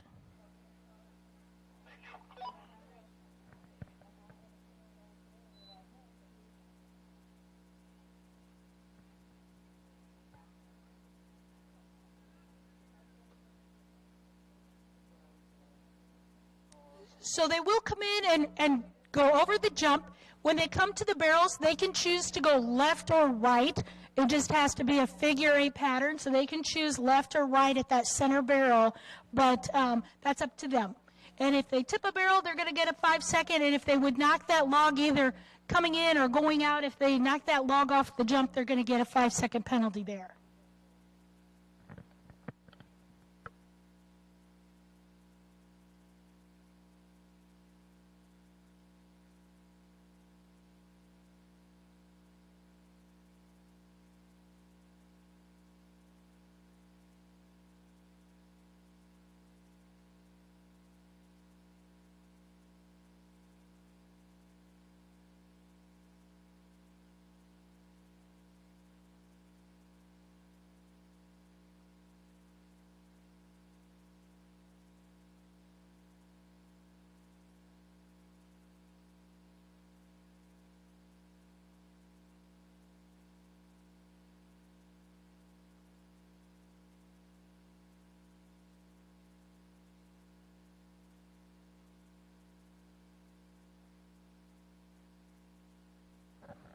We're checking out the rules on this too. If they refuse the jump, it's a DQ.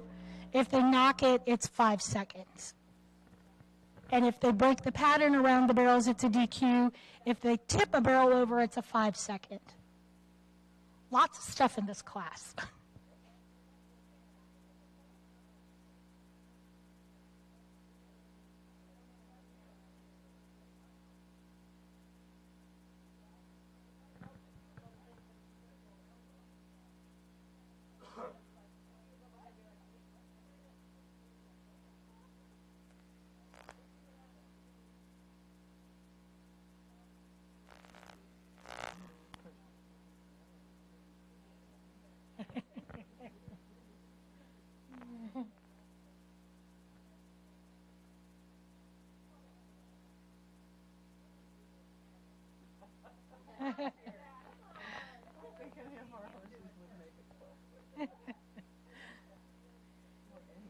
So we have 4 entries in our senior division and 3 entries in our junior.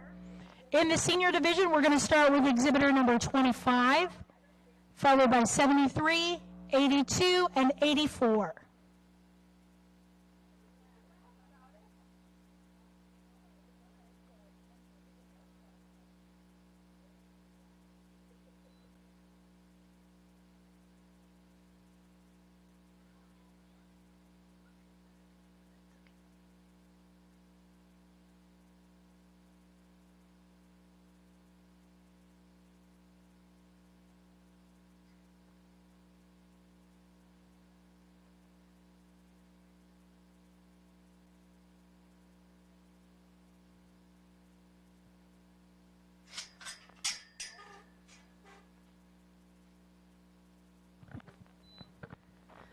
Okay, the time for our exhibitor number 25 is 33.01, and we're going to give her a +5 for that pole. That takes her time to a 38.01.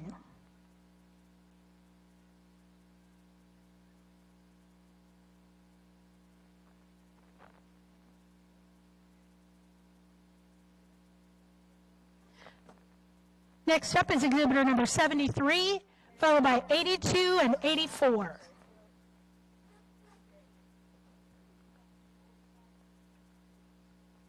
And she did have a nice pattern. If you were watching that, that's exactly how you do that figure 8 around those barrels.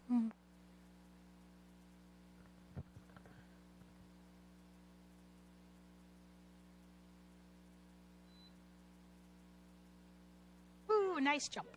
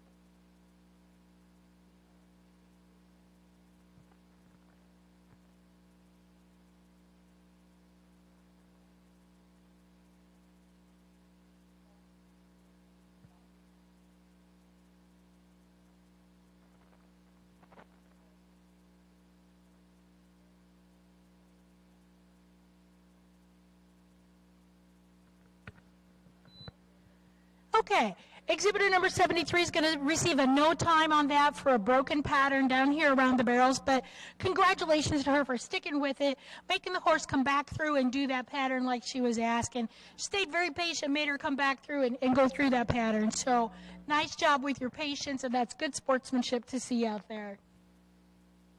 Our next exhibitor is number 82, followed by 84.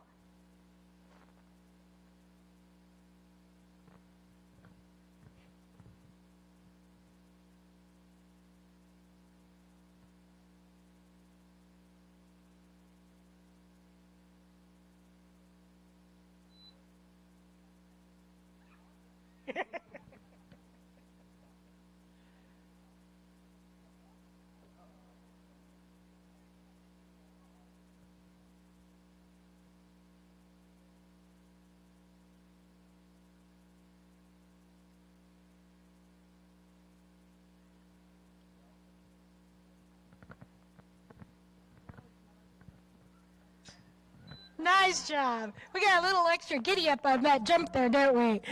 We had a time of 27.78 plus 5 for a time of 32.78. 32.78. That looked fun anyway. Our next exhibitor is number 84.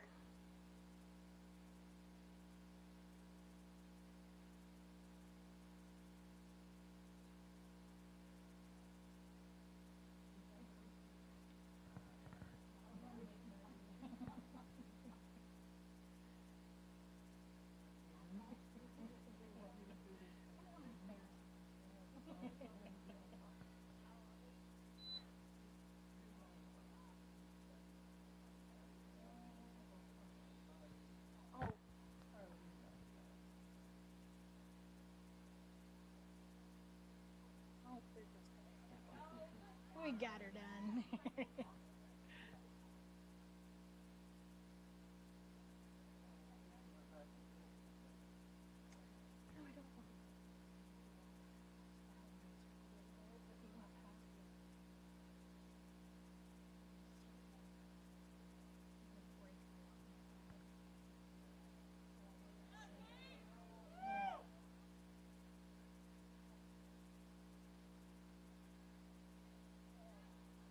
Yes.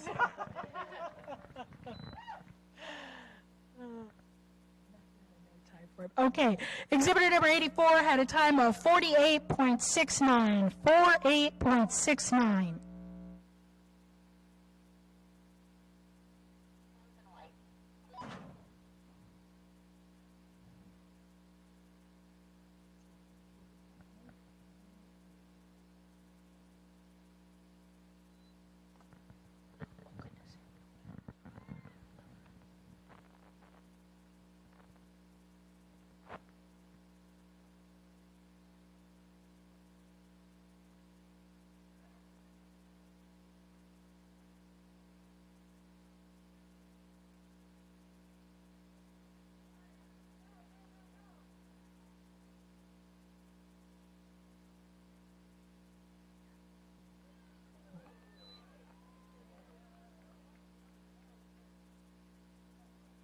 Okay, that was exhibitor number 9 in our junior division, and she had a time of 30.05, 30.05.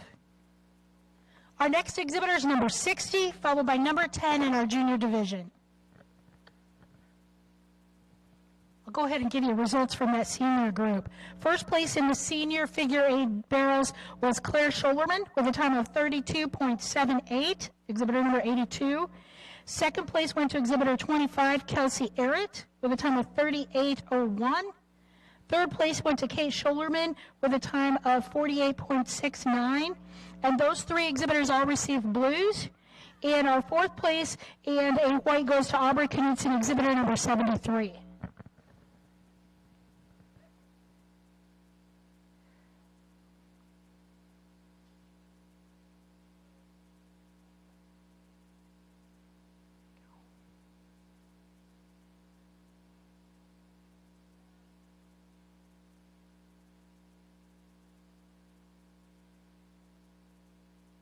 Nice jump. Good job.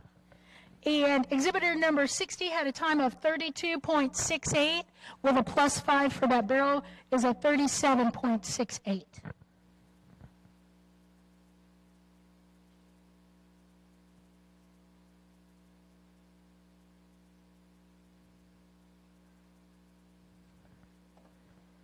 Our next exhibitor is exhibitor number 10, and that'll be our final exhibitor for the junior figure 8 barrels.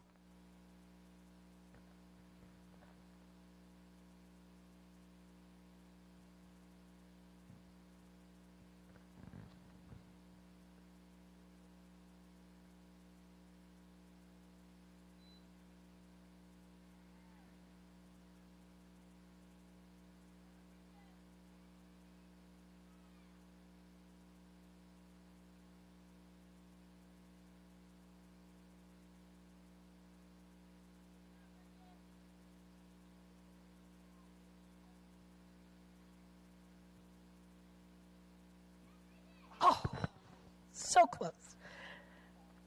Okay, she had a time of 24.66 plus 5 for that pole is a time of 29.66.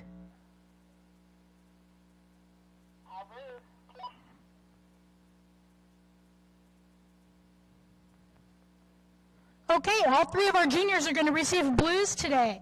First blue goes to Bridget Trital, exhibitor number 85, with a time of 29.66. Second blue with a time of 30.05 goes to Addison Anderson.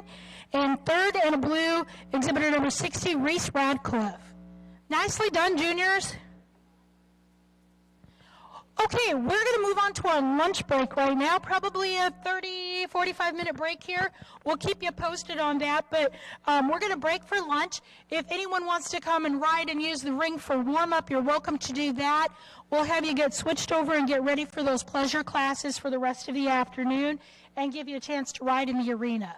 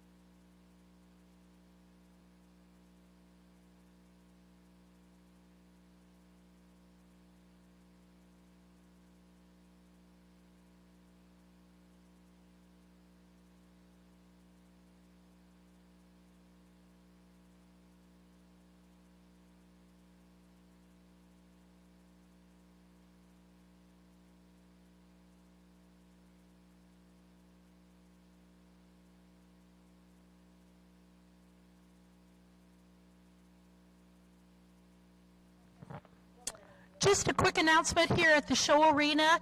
The horse show will start back up here at 12 o'clock. We're going to take a 30-minute break starting now, and we'll start back up here with the show at 12 o'clock in the outdoor arena.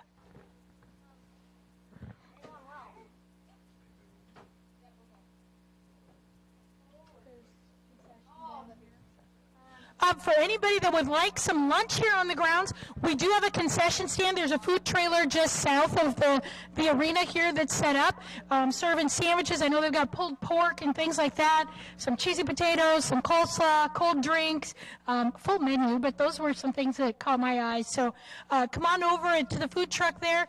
We still have coffee and some rolls here at the announcer stand too. If you want some free coffee or a donut, if that sounds good, come help yourself over here at the announcer stand. And we do have a few programs here yet too. If you would like to see the class order for the remainder of the afternoon, feel free to come by and grab one of those as well.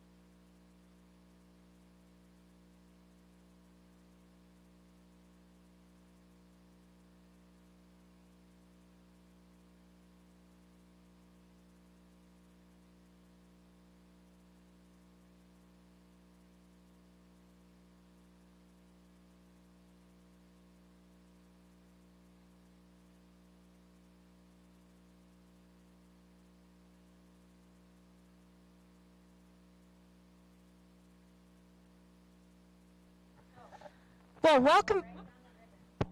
Nope. Hello.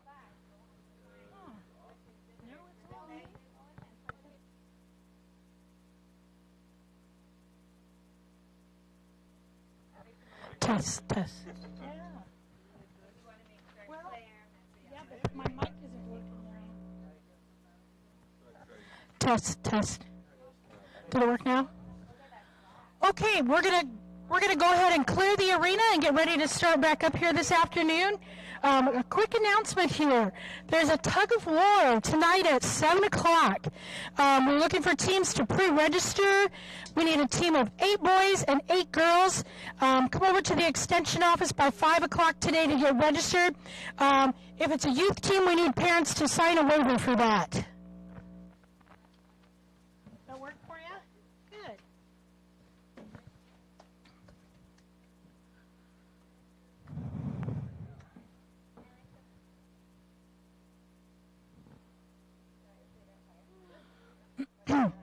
So we're going to get started here with Pony Western Pleasure Rock Trot Senior, followed by Pony Western Pleasure Senior. Are we going to just come? We're just going to have the same exhibitor in for both of those. Okay. Yeah. I was going to say, let's test this just a little bit. Yep, that went up, didn't it? That sounds a little louder now. A little better? Yep, yeah. A lot better, you can hear now? Okay. Yep, the lunch gremlins were in and messed with our mic, so.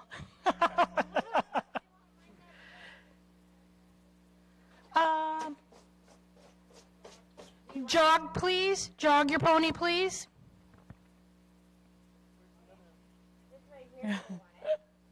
You're on the rail being judged now.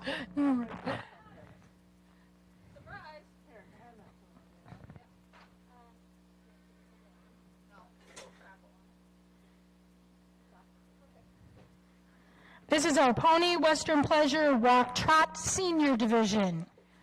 We're on the rail at a jog.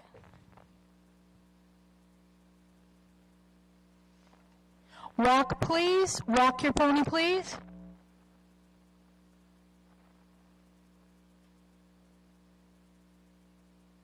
Reverse, please. Reverse.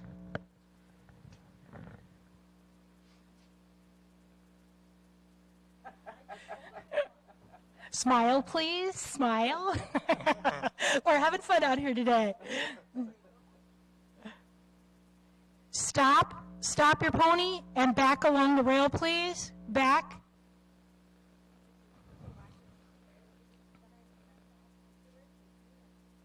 Jog, please. Let's go ahead and jog your pony, please.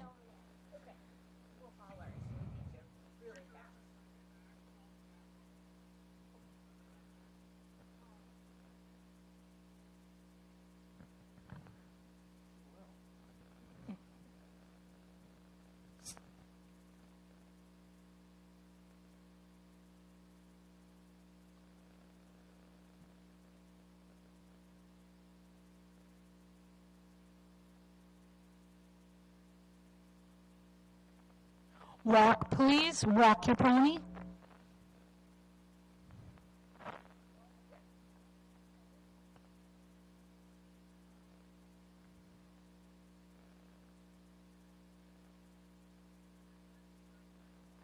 Okay, we're going to have you go ahead and reverse and stay in the arena. We're going to go ahead and start the next class. So this was the walk trot class. We're now starting her pleasure class. So we'll add a lope to this class.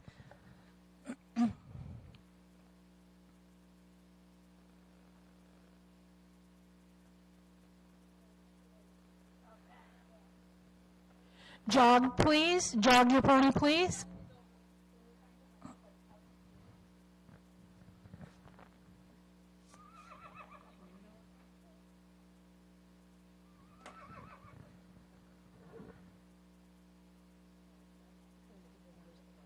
Lope, please. Lope your pony, please.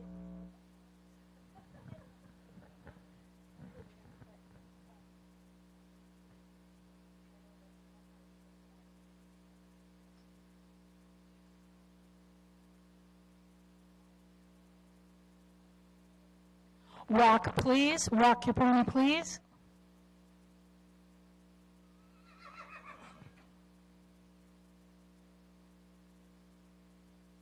Reverse. Reverse your pony.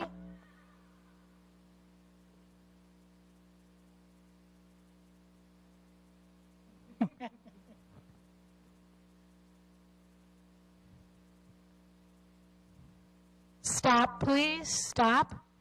And back 1 horse length. Back 1 horse length. Trot, please. Trot your pony.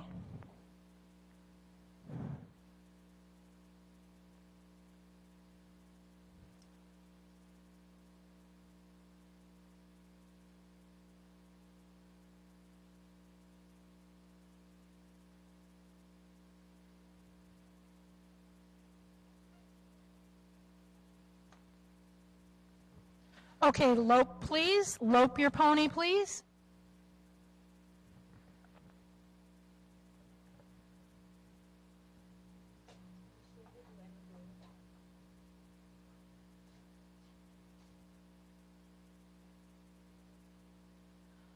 Okay, let's walk and bring them in and line up.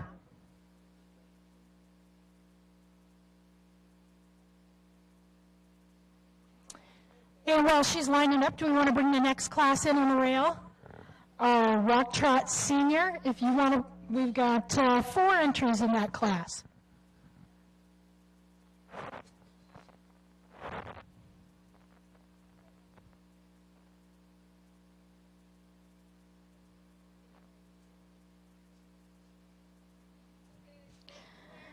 And Kelsey, you had tough competition in both classes. Happy to say you have first place in blue in both your walk, trot, and your pleasure. Congratulations. First place to Kelsey Peck, exhibitor 42, with the Okoboji hoofbeat.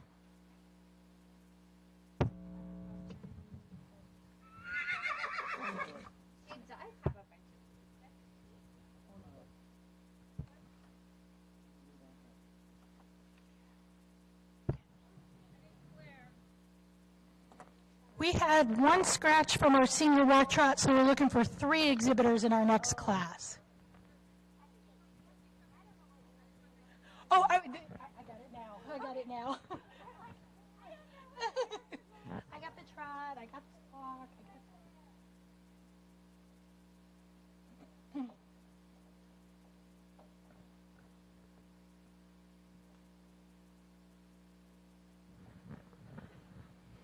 So our pony pleasure class, those are horses or ponies, I guess I should say, that are under 14 hands. And a hand is 4 inches.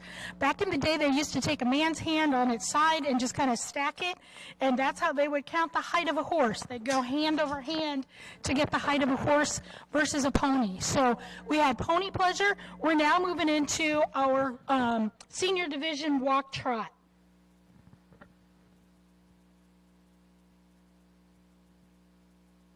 And we're going to go on the rail at a walk, please. You're being judged at the walk.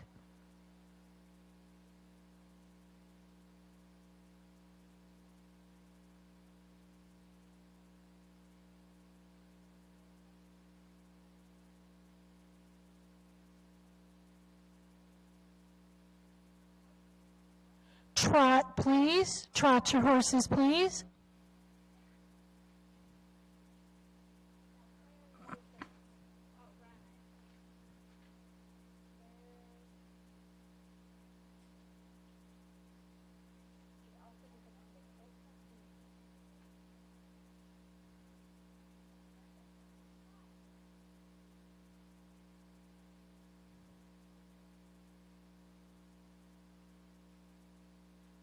Walk, please. Walk your horses, please.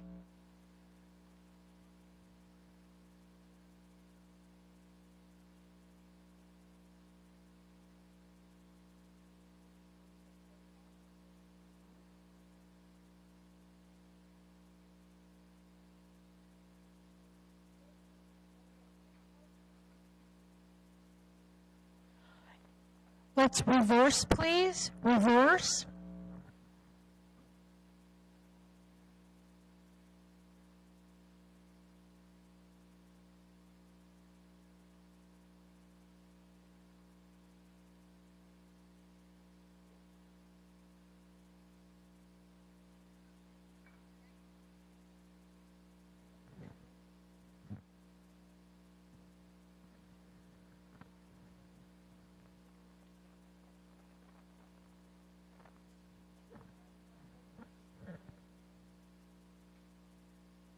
And jog your horses, please. Jog, please.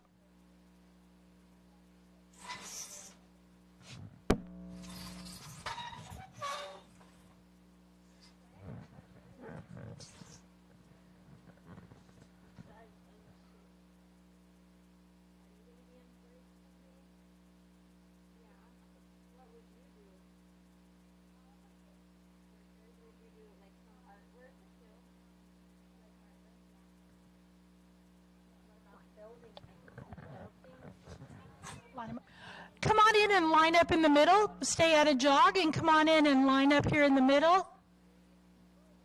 We'll have you line up facing the judge there. Kind of down on this end where we've got the crowd.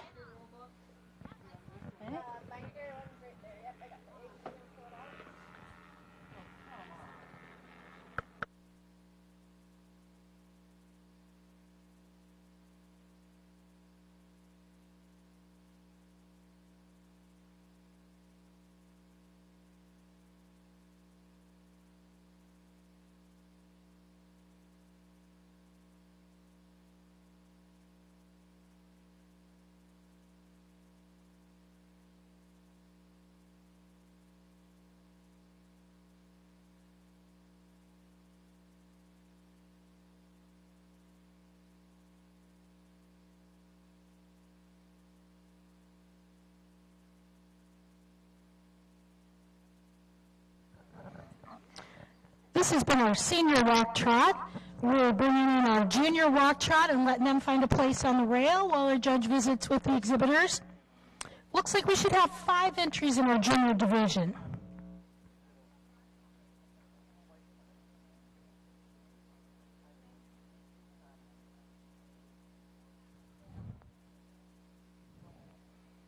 This junior class will also be a walk trot class. And then we have 2 pleasure classes where we'll add the lope to that.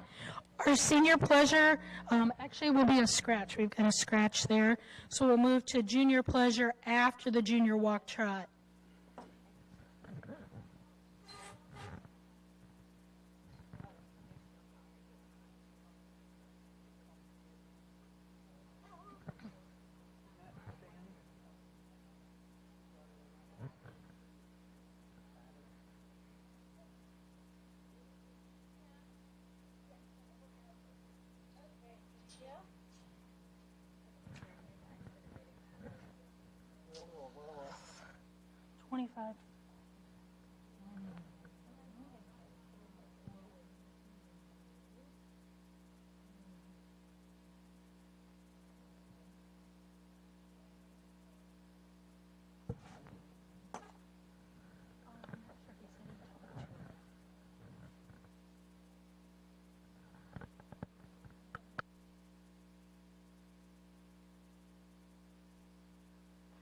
On the rail at a walk, please. On the rail at a walk.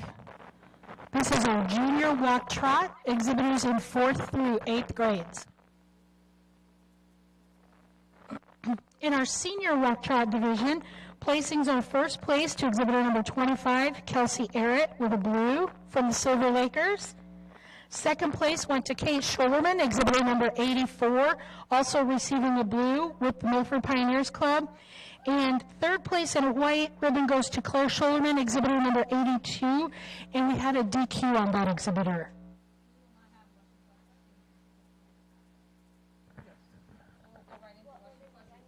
Yep.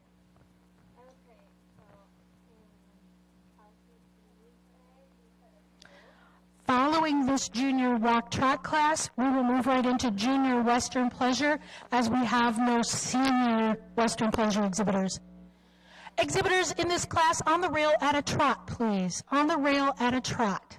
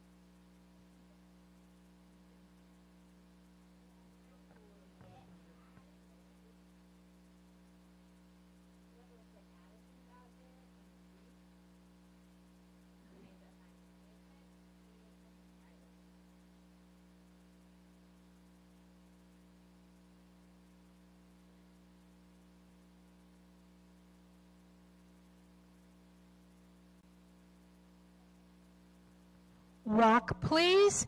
Walk your horses, please.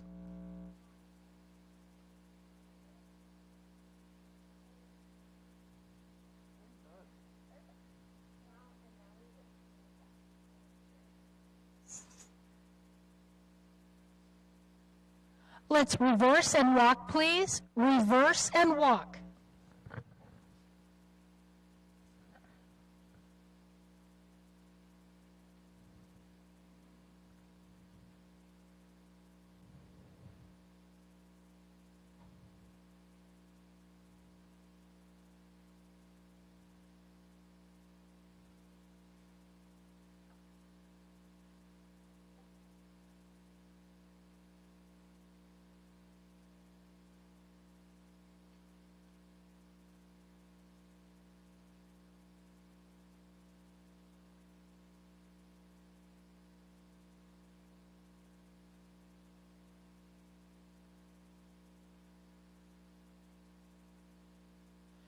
Jog, please. Jog your horses.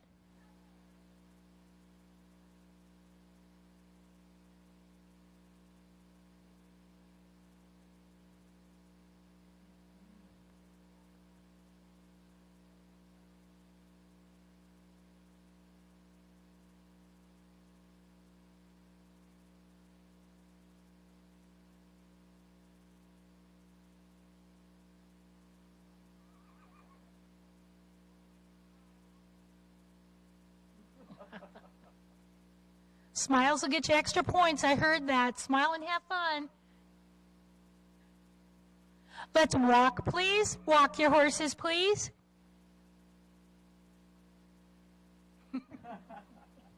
Having a little fun today. Our judge today is Mr. Sam Jens. He comes to us from Curry, Minnesota. If you're not familiar where that is, it's about 30 miles north of Worthington. Let's line up facing our judge today. Bring your horses on in at a walk and line up facing the judge. Mr. Jens is also an extension agent in Minnesota, very familiar with extension and 4-H, and judges lots of horse shows.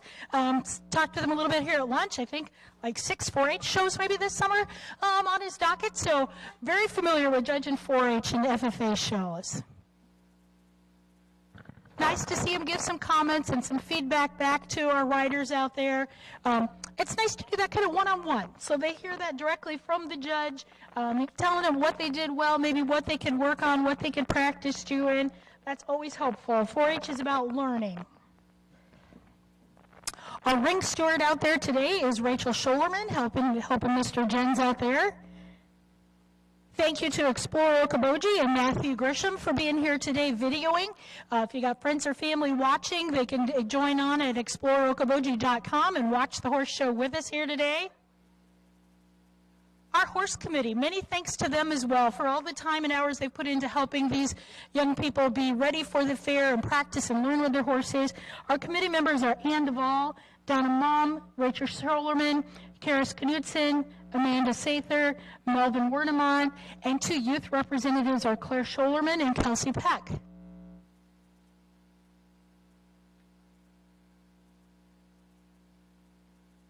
Not that we want you to leave the horse show, but when the horse show is done today, if you want to go over to the exhibit building, that's open with all of the youth exhibits over there.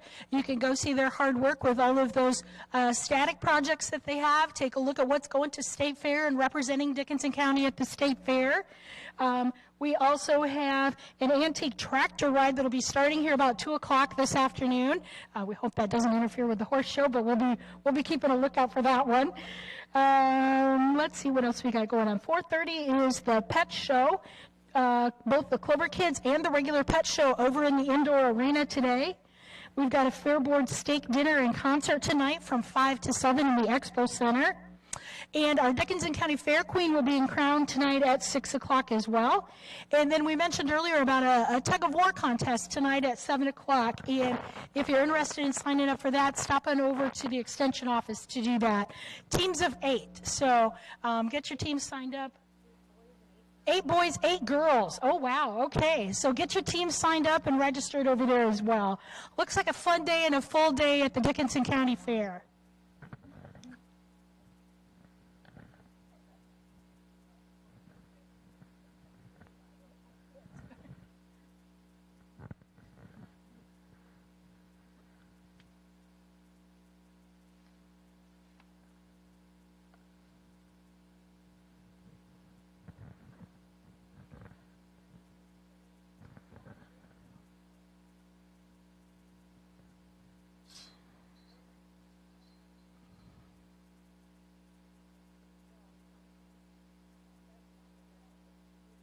Nice junior walk trot class out here. We've got one of those exhibitors coming back for the pleasure class, and we're going to bring in one more. Should have two in our junior pleasure class. We add the lope to that. Oh, goodness. We had one scratch, so we're down to one. Okay.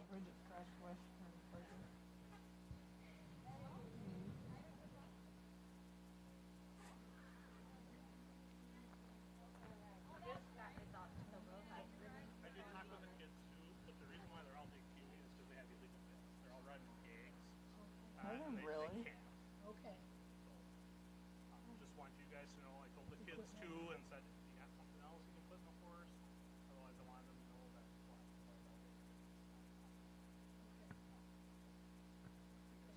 Okay, start taking questions. Okay. If they can, I know the one said that she wasn't sure, and she asked if ranch horse pleasure was legal. There's a little bit different rule in there, so I gotta check that before we go to ranch horse pleasure, or if you guys have time. We'll use a gag, but I know that there's a little bit more leniency with ranch horse.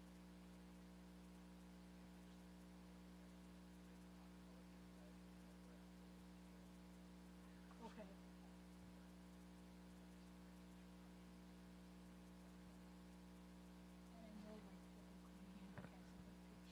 Yep, and that's why the first guy didn't do it with these two girls. The first one was a senior, that's why I asked for the look at the show. Okay.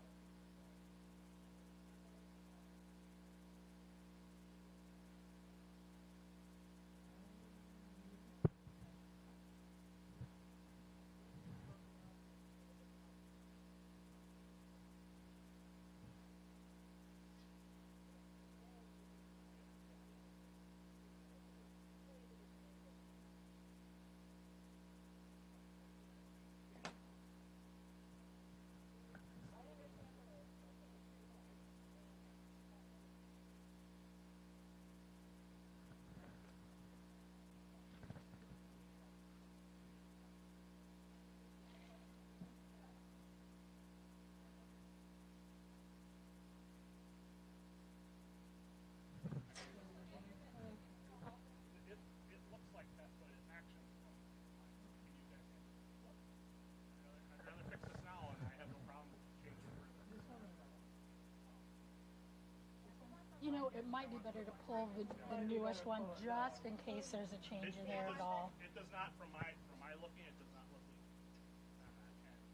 I know manage judges, and that's like what I do the benefit of the doubt. Yep. From my looking, it does not look legal. But doesn't mean Well, and different associations and things not have mean different rules, that so. I'm not wrong, and I have no problem fixing my. I have no problem changing my stuff.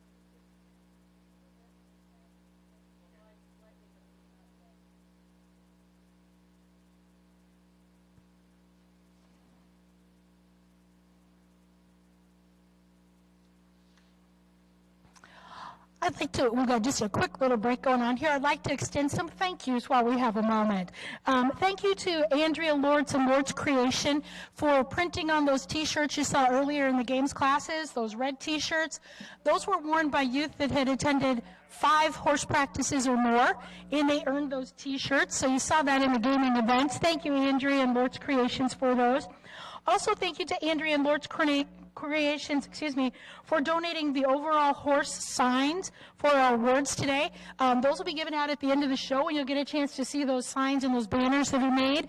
We appreciate that. Those are very nicely done, and if you have a moment to stick around here at the end of the show or walk through the barns, I'm sure those will be on display shortly after the show today. Thank you to Dave and Cherie Green family for donating halters for our overall High Point winners today. We appreciate that sponsorship as well. And we also want to send a thank you out to All Pets Animal Hospital. They've donated their time for the vet check-ins for all of our horse exhibitors, as well as the pets and the dogs this year. So excited to have them come on board and help support our 4-H and youth here in Dickinson County. Also, a thank you to Weeda Kings for donating fill dirt to raise up the floor height in the barns and helping to fix the drainage issues around the barns.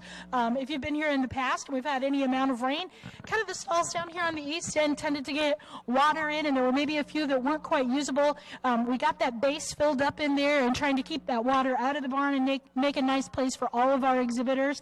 We appreciate that. We appreciate all the help that goes into all the improvements that you see here at the fairgrounds. But some of the thank yous and appreciation also to, I heard Mick Lortz was the one that was dragging our arena out here today for us. He and Andrea were jumping in, helping with some of the game equipment set up and tear down. Appreciate that as well. It takes a lot of volunteer hours and time to go into pulling off a county fair like this and supporting the youth, and we definitely appreciate all of their help.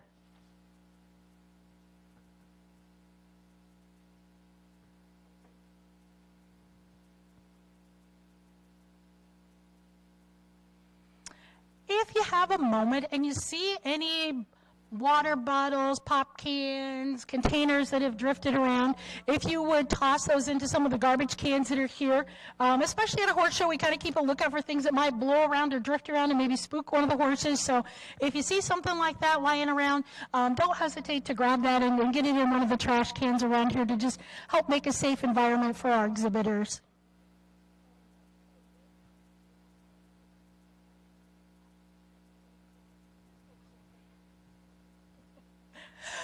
We also want to remind our exhibitors, we know some are more into the halter and maybe the gaming classes than the pleasure, but we really don't want any of our exhibitors to leave before the show is done, if you can help that. We'd love to have all the exhibitors here for a picture at the end of the show, as well as all of the awards and recognitions. We are having some volunteers here that are helping to put all the ribbons together in bags for each of our exhibitors, so definitely at the end of the show we'll be handing those out, and you can collect those, as well as be here for those High Point Awards that we give out here at the end of the show.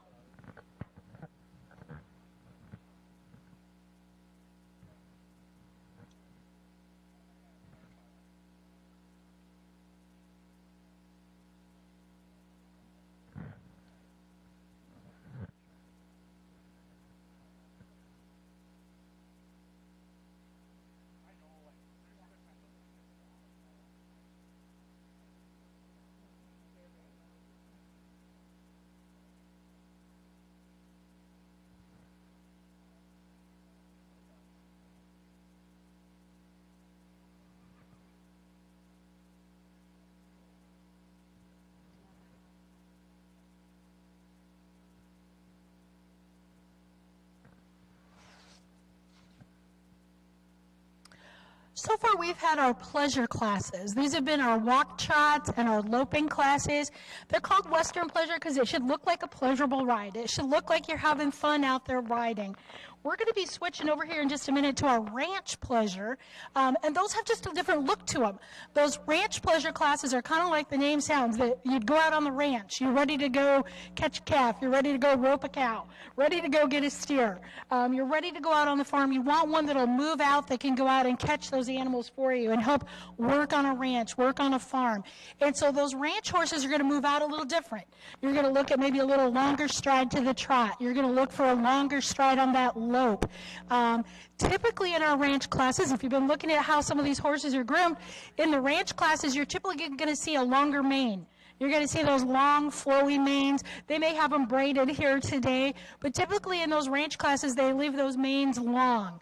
The halter classes that we've seen, a lot of those, you'll see those manes up short and you'll see rubber bands in them. They call it banding, but you'll see a little difference in the grooming of the horses if they're for a pleasure class or a ranch class that they're riding in or exhibiting in. Taking a peek at, after our ranch classes, we're going to go into some pattern classes with our horsemanship classes. And the horsemanship is a lot like what you saw with the showmanship this morning. In the horsemanship and showmanship, we're judging the handler. We're judging the rider or the handler, how they ask the horse to move for them, how the horse responds for them. And so those horsemanship, showmanships, we're judging more on the rider's ability or the handler's ability than on the horse's movement. We also then are going to move into the English pleasure classes after that. Those English classes, those are English hunt classes. You'll see equipment changes. You'll see a different saddle in there. We'll lose the saddle that you see on a Western saddle, and a saddle that, kind of like the name implies, these would be the hunt horses. If you were thinking of going on a fox hunt, and they're going to go out through the brush, and they're going to jump over tree limbs and things like that, we'll move into those English hunter type classes. And we'll finish the day with trail. We've got some senior, and we've also got what's called in-hand trail. And so we'll set up logs and bridges and gates to ride the horses through, maybe some younger horses or miniatures that we don't ride yet, and we'll take them through the trail pattern. We'll lead them through the similar kind of pattern, ask them to do the same kinds of things. Walk over logs, a gate, maybe a mailbox, side pass, those kinds of things that you might have to do if you were out on a trail. There's a tree down and you got a side pass around it. You can't go over it, you got to go around it. Maybe there's some brush down and you got to step over that.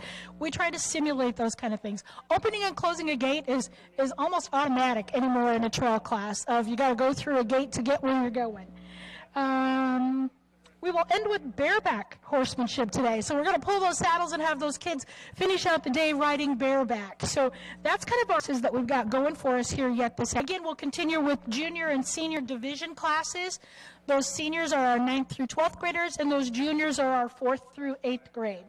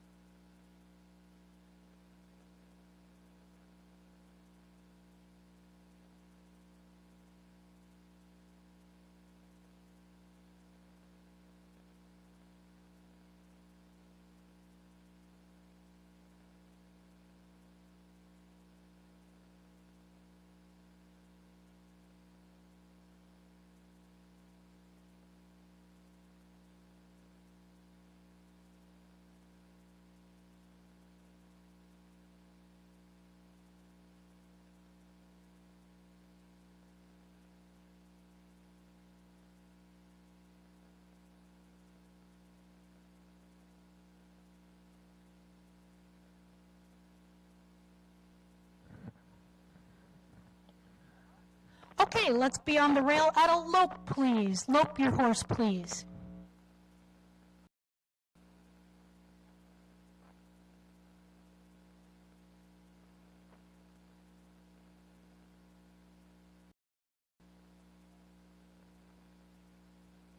Walk, please. Walk your horse, please.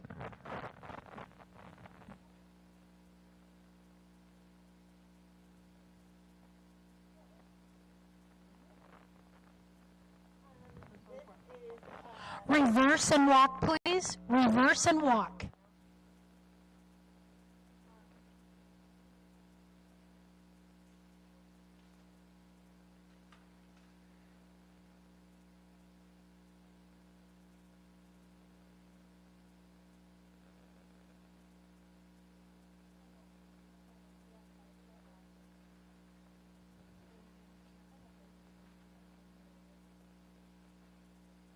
Lope, please. Lope your horse, please.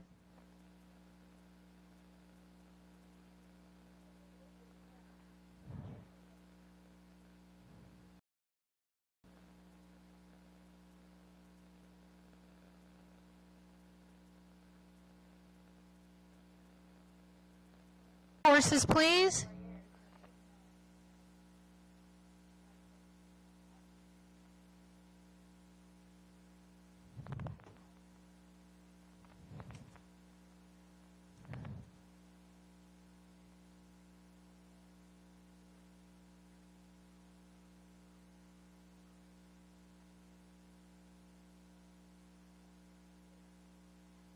Hand gallop.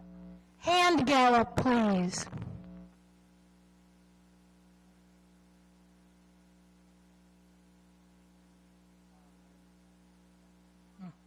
Jog, please. Bring him down to a jog, please.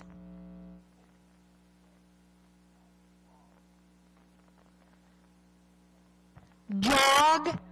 Jog, please.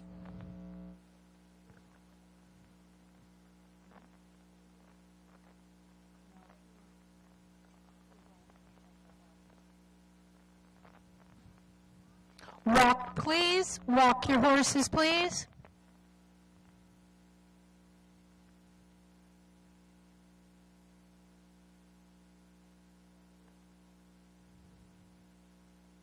Stop your horses, please. Stop. And back a horse length. Back 1 horse length.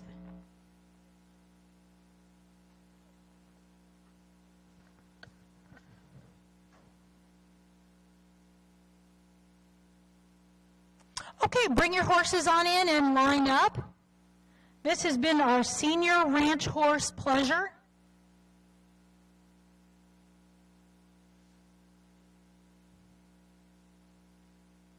We'll be moving into our junior ranch horse pleasure next. I show 3 entries in that class.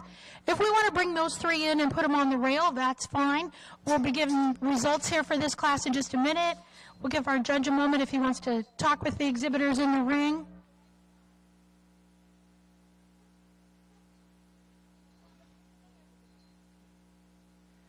I think you saw a little bit of difference here with what that ranch horse pleasure looks like compared to a western pleasure.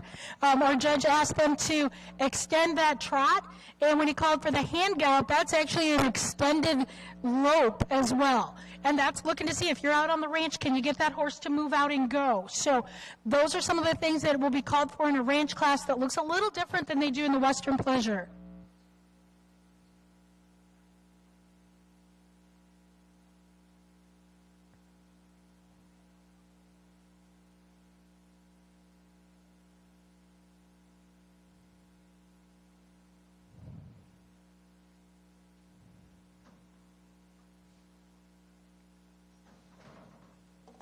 In our senior pleasure class, first place goes to exhibitor number 25, Kelsey Arrett with the Silver Lakers, receiving a blue.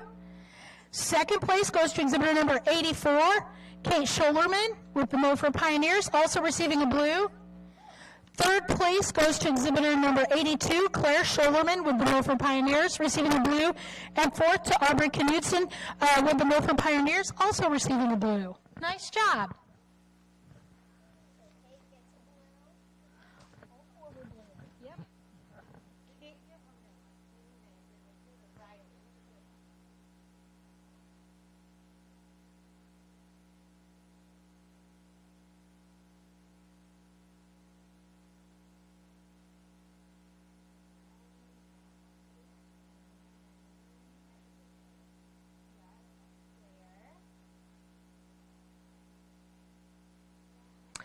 So those of you in junior ranch, you can just kind of find a spot on the rail for right now. We're just chatting just a minute here. You're not being judged yet. Just go ahead and get your spacing where you like on the rail and have a seat for just a second. We'll let you know.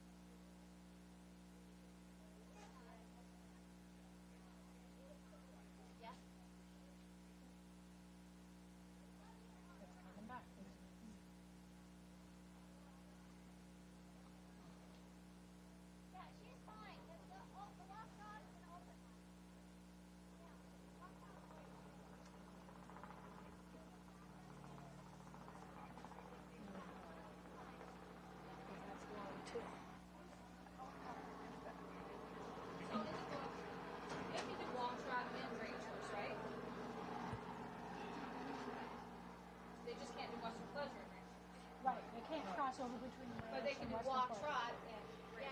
Yeah, okay, we're good. The one that We're good.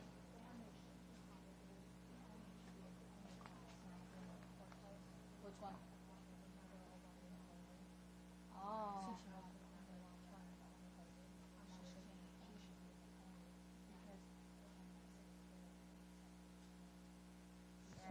I mean, Heads up. Good job, thank you. okay, we are ready to start our junior ranch horse pleasure, and let's put the horses on the rail at a walk, please. At a walk.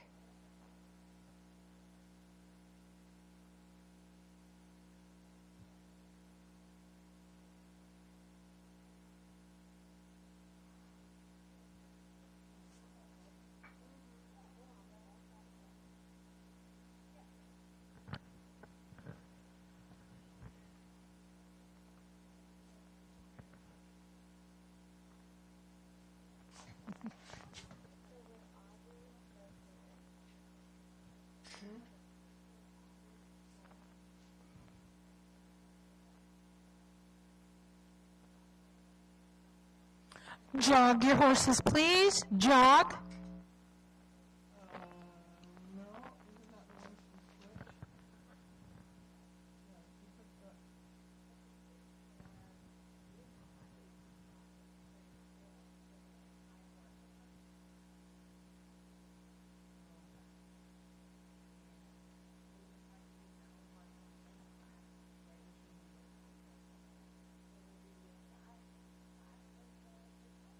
Lope, please. Lope your horses, please.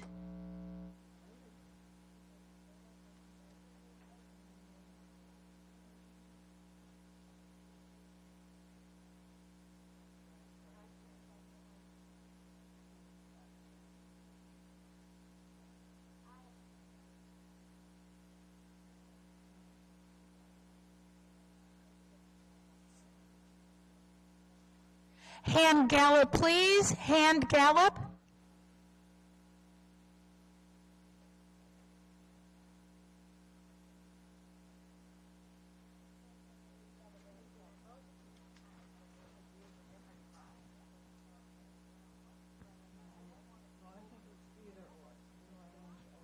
Walk, please. Walk your horses, please.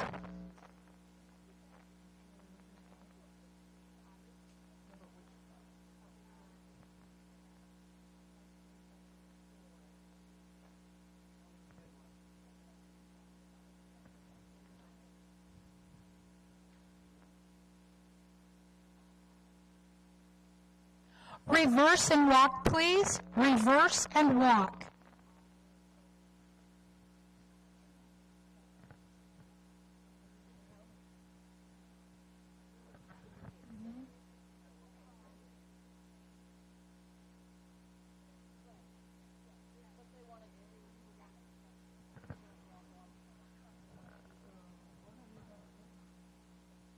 Jog, please. Jog your horses, please.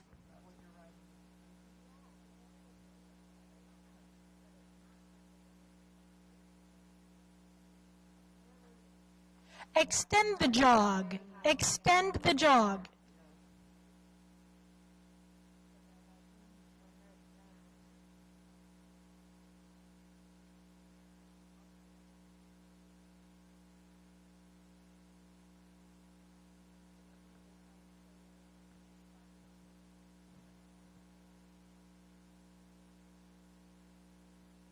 Lope, please. Lope your horses, please.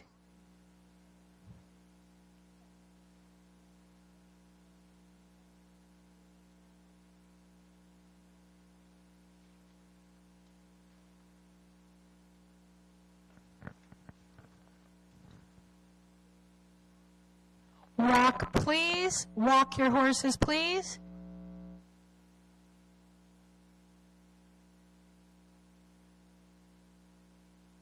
Okay, let's come on in and line up. This has been your junior ranch horse pleasure class, and that's exhibitors 4th through 8th grades.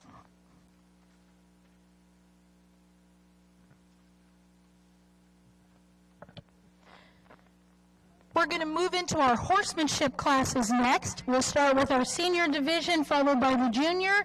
Looks like 4 in the senior and 1 in the junior. After those horsemanship classes, we'll take just a quick break because we'll have a tack change to move from Western equipment to that English equipment for those riders. Probably just a quick 10-15 minutes would be my guess in there to switch those saddles around.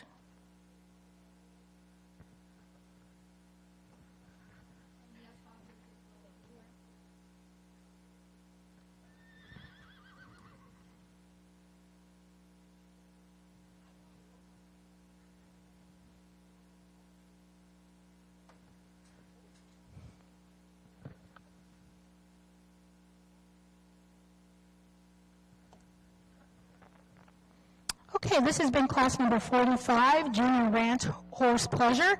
Our judges given some individual comments to the riders out there. Our first place in the class is going to go to exhibitor number 60, Reese Radcliffe, with the Groom and Bloom Club. Second place in a blue to Addison Anderson with the Silver Lakers. And third place in a blue goes to number 10, Bridget Treadle. Nice job out there, ladies.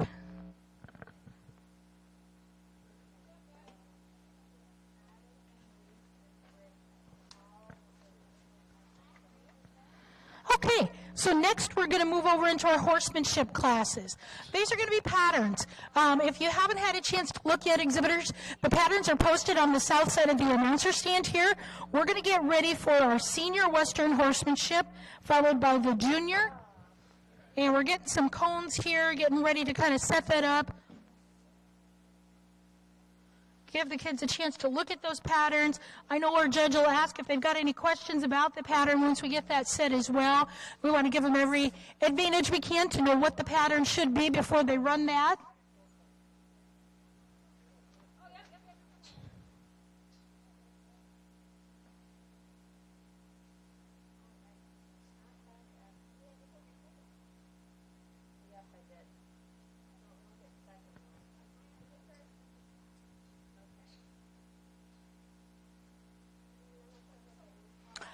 I know you've maybe seen some discussion going on over here around the announcer stand. One of the things that we're doing is helping to educate our young people on the proper equipment, what they can and cannot use. Sometimes you get a little more lenient here at the county fair.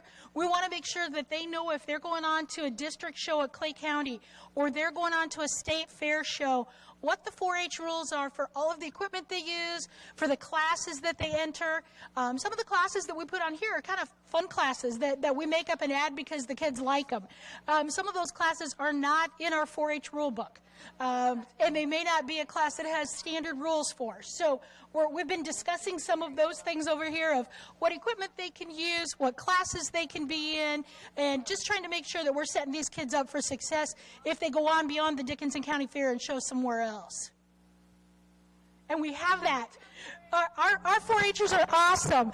They go on and compete very competitively at county fair and state fair, so you can be proud of these exhibitors. They represent Dickinson County well, they compete well, and we want to make sure that we continue to set them up for success when they go to those other fairs and those other shows.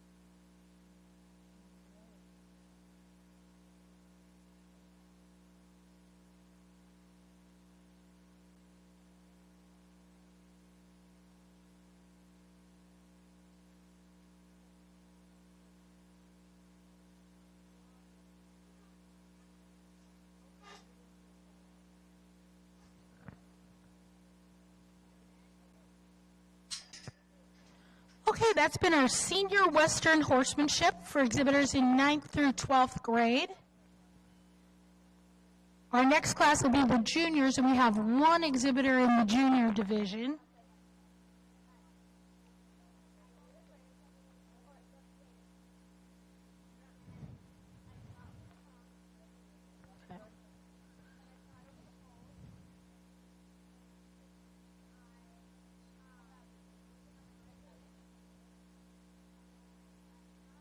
We'll probably have, after this junior exhibitor, we'll probably have just a short break to let our exhibitors switch clothes for the English classes.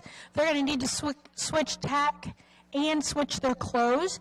In the English classes, they wear the tall boots, and our judges said because of the heat today, they do not need to wear jackets. They don't have to put their hunt jackets on. So we do need to give them just a few minutes to change and have the proper attire on the horse and the exhibitor.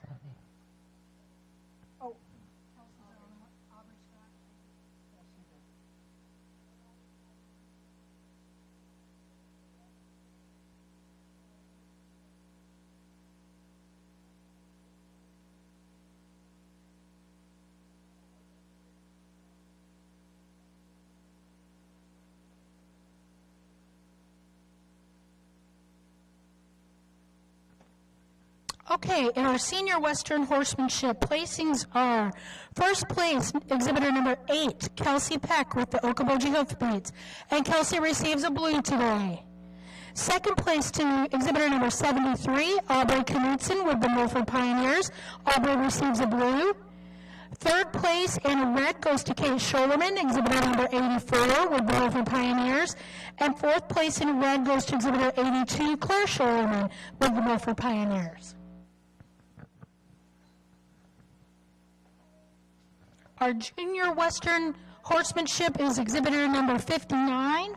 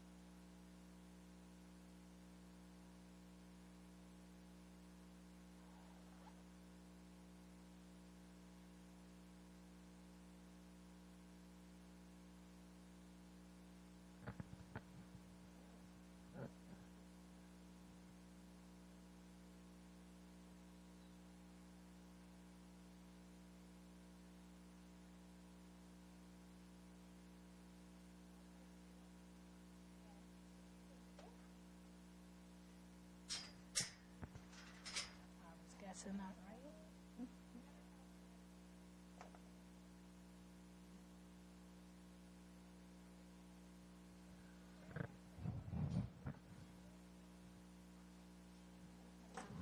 Okay, in our junior Western horsemanship, I know our judge is talking to our junior exhibitor out there, but first place goes to exhibitor number 59, Riley Worrell, and he receives a blue in that horsemanship class. Congratulations. We are going to take just a few minutes here to let our English exhibitors get switched over in their tack and their attire.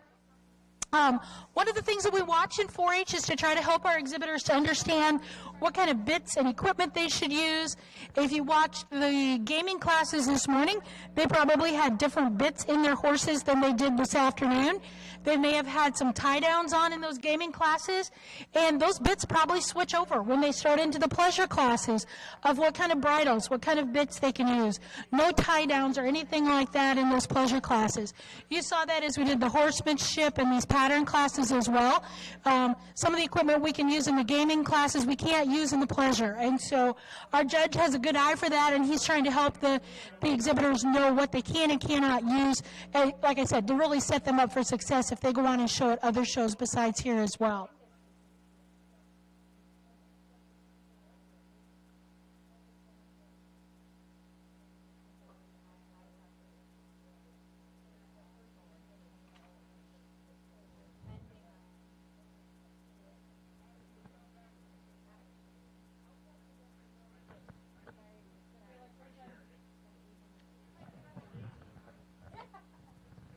So today yet at the fair, we're going to see the pet show going on over in the indoor arena at 4:30. I think we'll be wrapped up here by then, and you can head on over to the pet show in the indoor. We've got a fair board steak dinner and concert in the expo from 5 to 7. We have a queen coronation at 6 o'clock in the expo, and a 4-H tug of war will be back out here in the outdoor arena at 7 o'clock tonight. Tomorrow, Monday the 18th, Sheep Show kicks off at 8 o'clock in the morning in the indoor arena. It starts at 9:30 with a Clover Kids Sheep and Goat Show, followed by the Goat Show at 10:15. From 10 to 7 tomorrow, the exhibit building will be open. If you haven't been over there, stop on over to the community building and take a look at those static exhibits. And tomorrow night's dinner is the Pork Producers. That'll be from 5 to 7 in the Expo Center. On Tuesday is our beef show. It starts at 8 a.m. with the Beef Buddies and the Clover Kids show. The actual beef show beginning at 8:30 in the indoor arena. Okoboji FFA will be serving lunch on Tuesday from 11 to 1. Again, the exhibit building will be open from 10 to 7 if you just want to go take advantage of air conditioning with our forecast this week. And then from 5 to 7 Tuesday night is our beef producer dinner in the Expo Center. And an ever popular back out here in the outdoor arena is the Farm Chore Olympics at 7 o'clock Tuesday night. So definitely encourage you, if you haven't ever been to Farm Chore Olympics, it's a hoot. Encourage you to be back out here Tuesday night at 7 o'clock for that. Wednesday is our swine show at 8 a.m. in the indoor arena. The exhibit building again will be open Wednesday from 10 to 7. From 1 to 2 is a pedal tractor pull in the Expo Center. From 2 to 4 on Wednesday is our overall showmanship contest in the indoor arena. And our top junior exhibitor here and top senior exhibitor here from the horse show will compete in that. 4:30 on Wednesday is our fashion show and communication showcase in the expo. 5:30 Wednesday is the Fair Awards program for the overall Fair Awards. And Wednesday at 6:30 is when we start to release animals and those static exhibits. You won't want to miss Thursday morning is the pancake breakfast, the traditional pancake breakfast from 6:30 to 8 a.m., followed by the livestock sale starting at 8 a.m., and 11 o'clock is static exhibits and is the rest of the release of those, and the cleanup starts at 11 o'clock. So kind of the party's over at 11 on Thursday.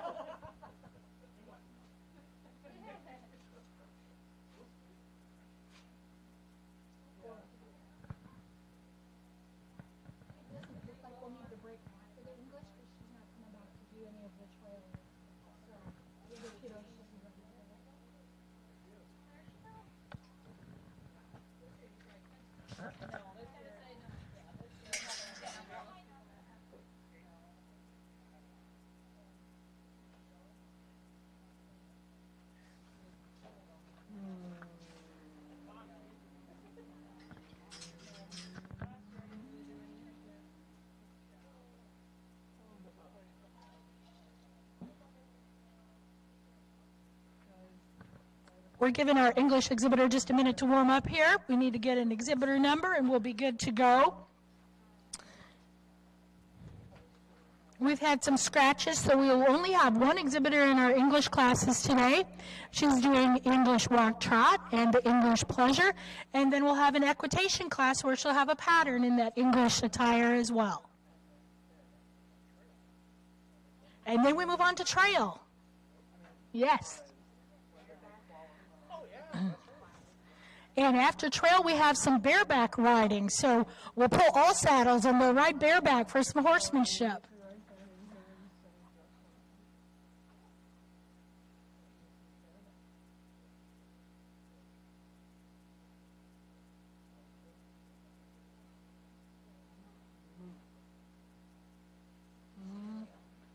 It is a horsemanship, so it should be a pattern.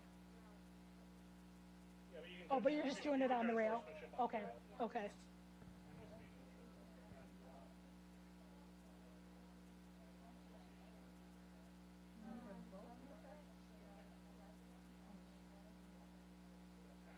Oh, like it is.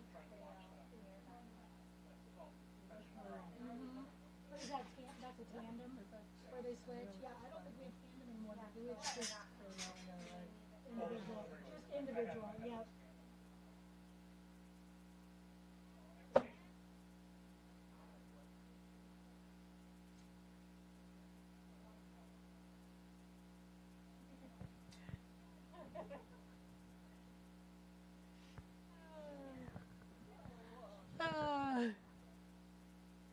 What a good sport you are.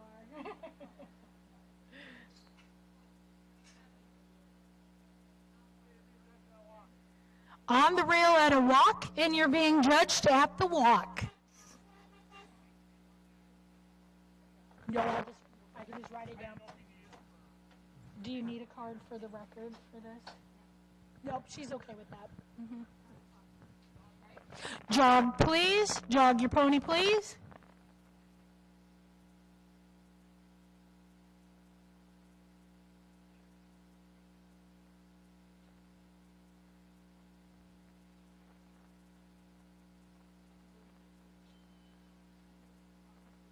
Walk, please. Walk your pony.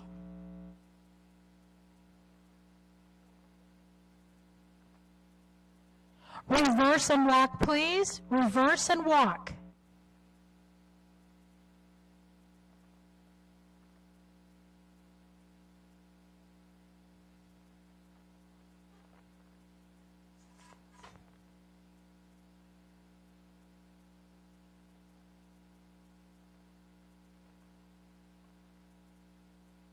Jog, please. Jog your pony, please.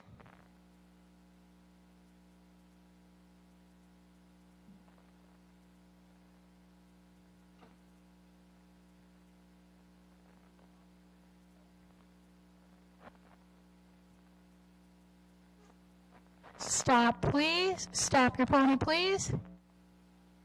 Back a horse length. Back one horse length. Okay. First place in a blue in our senior English pleasure walk trot pony goes to Kelsey Peck, exhibitor number 45. And we're going to keep Kelsey right here in the ring, and we're going to do our English pleasure class.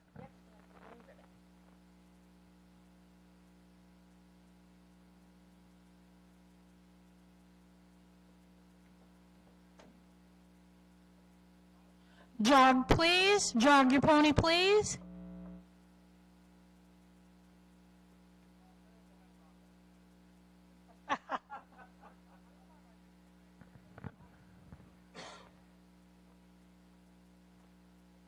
Lope, please. Lope your pony, please.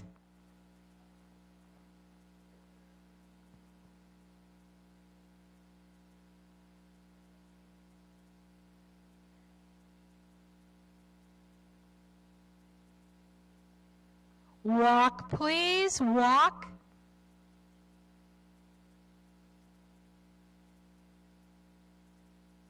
Reverse and walk. Reverse and walk.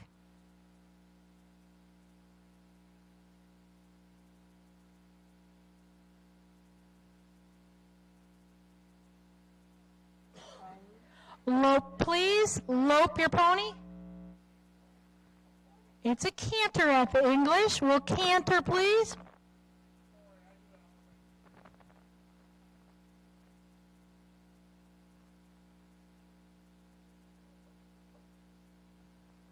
Jog, please. Jog trot, please.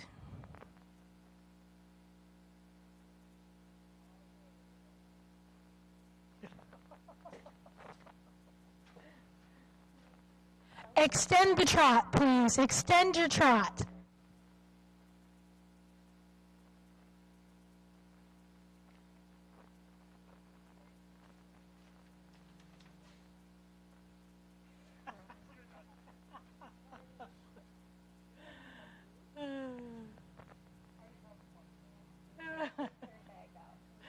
We're having a little fun with this class out here. Okay, first it'll be to Kelsey with her English pleasure, playing senior English pleasure.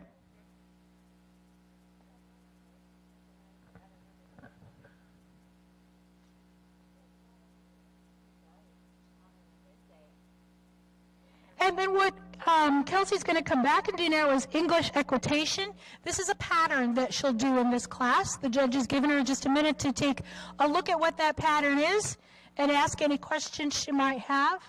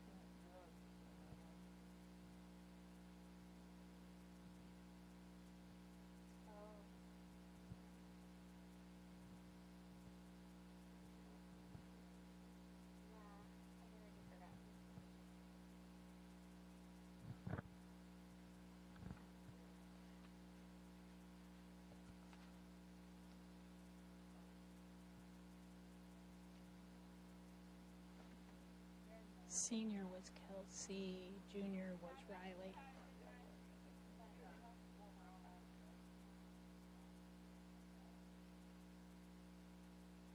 You split that, she could do both. Yeah. Mm-hmm. Yeah. Because usually one will show and then the other.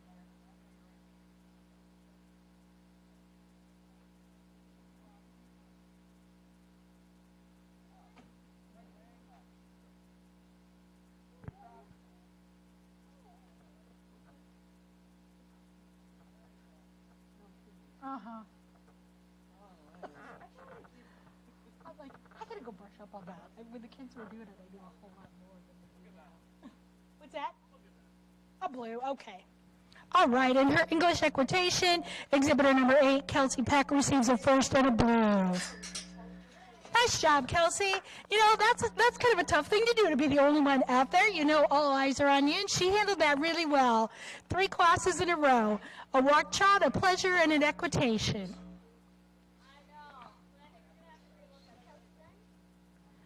So what we're going to do next is move on to our trail course, and I know we've got a pattern set up for that. We have 2 exhibitors, it looks like, in the senior trail and 3 in junior trail. And then we also have a in-hand trail for our yearlings and our miniatures, and we have 2 exhibitors in that class. And what in-hand means is they're going to lead them. They lead them through, it could be the same pattern or very similar, but obviously a miniature you can't ride, and a yearling isn't old enough to ride yet either, but sometimes we want that exposure. We want them to get used to opening and closing a gate beside us, maybe walking over a bridge, stepping over logs. And if you think about that, if you were doing trail out in the open, maybe it's walking over some branches, walking through a gate, walking over a bridge that you might find on a trail. So even those smaller horses and miniatures, it's good for them to know those basics as well, how to step over things, how to walk over things, how to back through things, how to listen to you on a lead rope as well. And then our final 2 classes for the day are going to be bareback horsemanship. So we'll pull the saddles and they'll ride bareback.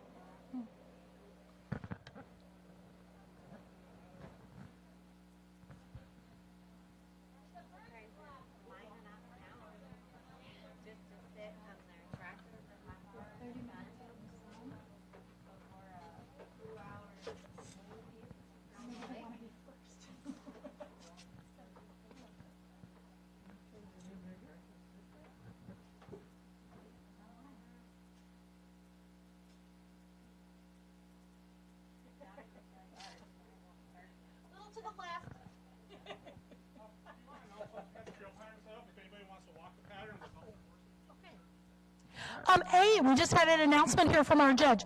This is very typical. It shows that they give you a chance to come walk through the pattern. So if any of the exhibitors want to leave their horses, find somebody to hold on to the horse or put it in the stall for just a minute, you can come walk the horse on, or walk yourself on foot. You can come walk the pattern to just kind of see how it's set up and take yourself through that so you can help visualize. You can ask any questions you might have about the pattern, but no horses. The walkthrough is just for the people to come walk through. So if you'd like to do that, let's find somebody to hold your horse or put it in the stall for a minute and come walk that course and see how that's set up. Sometimes it's a little different than it looks on paper when you get out there and see it face to face. That spacing is maybe a little different than it looked like on paper. So great opportunity to come take a look at what that pattern really is going to go like.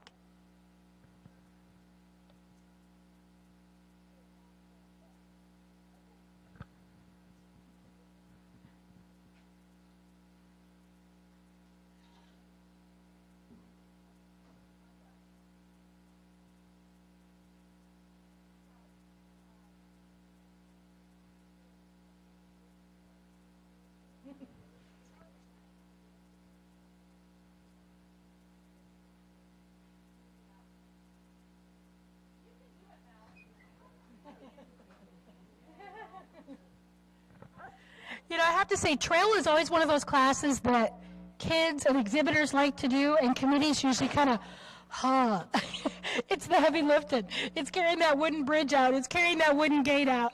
It's carrying those logs and poles out there. But it is really good classes for those horses to do. Learn some basics. Learn to step over things. Learn to walk over things. And it's good practice for horse people, kids and adults alike, to get their horses to bend and flex and go through and around and over these obstacles. So as much work as it is to take and set up and the time it takes, it really is a good class for these horses to learn to do.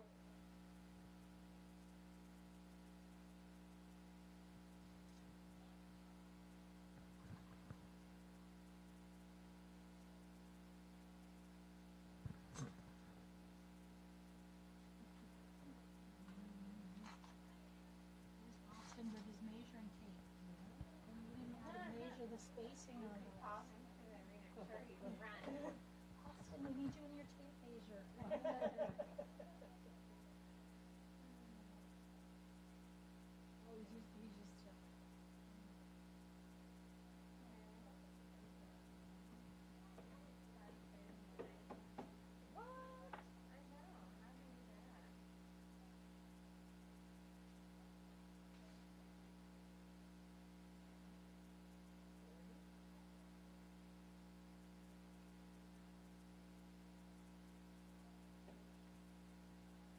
Well, hello. Good, how are you doing? Oh, awesome. Very nice. Don't you want to hand them out? Oh, good. Yes, you are. Absolutely. It is. Not bad. They've been doing a good job over here getting the bags with the ribbons for each of the exhibitors, so maybe we can have me hand those out when we're done. We've announced to try to have kids stick around for all of the awards. So.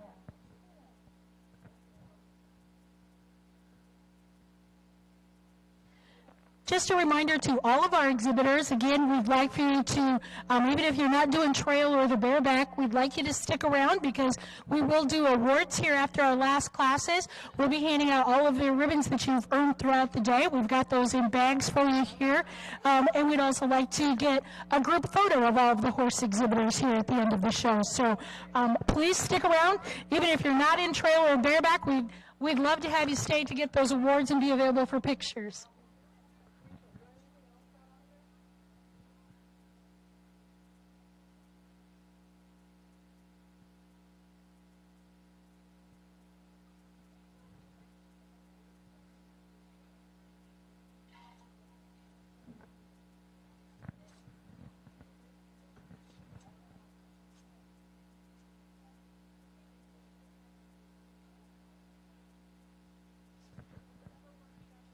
So for a trail class, it has to have at least 5 obstacles. They get scored on those. They can get pluses or minuses for how they navigate the pattern. If they have a little more difficulty, or maybe they tick a log, they can gain or lose points as they do the class. But we've got a gate set up. The cones are a serpentine is what they call that. They'll have to weave through the cones. They're going to go over a set of logs over there. We're getting a few more logs out. We're going to have a side pass and a back in our pattern. We're also going to have a bridge in our pattern today. So very common things that you would see, whether it's trail for show or trail that you might be doing out in the open, to have to step over things, walk around things, navigate a gate and a bridge, maybe side pass or back your horse. Trying to make some of these things realistic to what they might be doing out on an actual trail ride.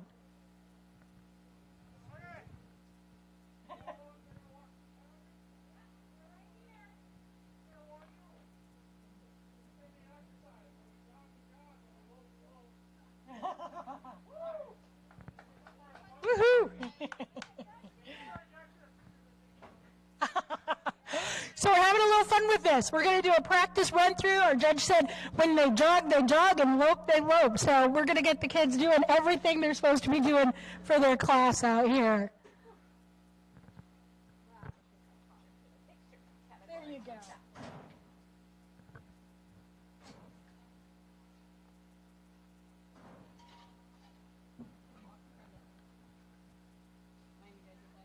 You're fine.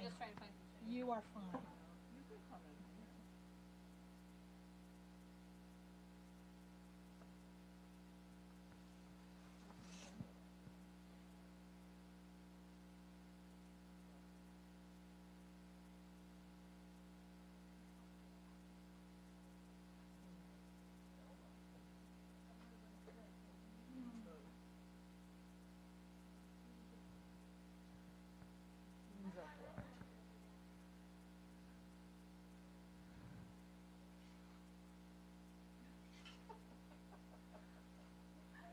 This is just awesome, isn't it?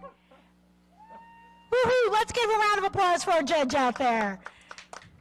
Sam Jens, leading the team through there, showing them what they should be doing. If it's a walk, a jog, a lope, look at that. We got some extension going there. Aha, are we on the right lead? I heard we got a lead going there. Yes. And now it looks like we're going to back through those logs. We're going backwards. Oh, and we're going to walk and side pass. One leg on each side of that log. Over, over, over we go. Nicely done.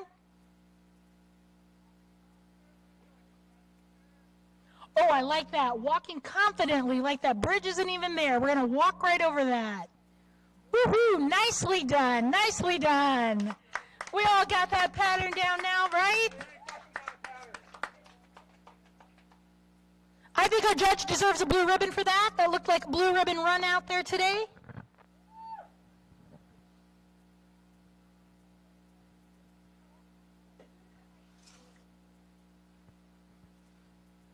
Very good.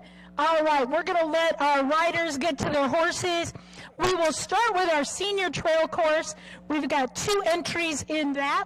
And again, like we've done today, our seniors are those in the 9th through 12th grades. Exhibitors 73 and 84 are our 2 exhibitors for this class.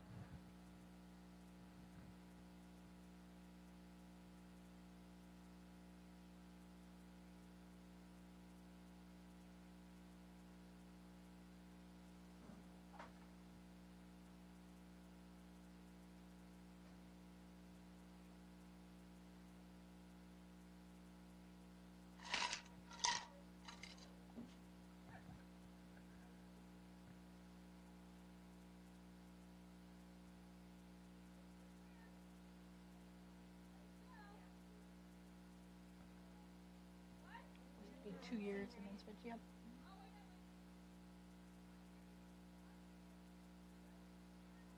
It says 73 and 84.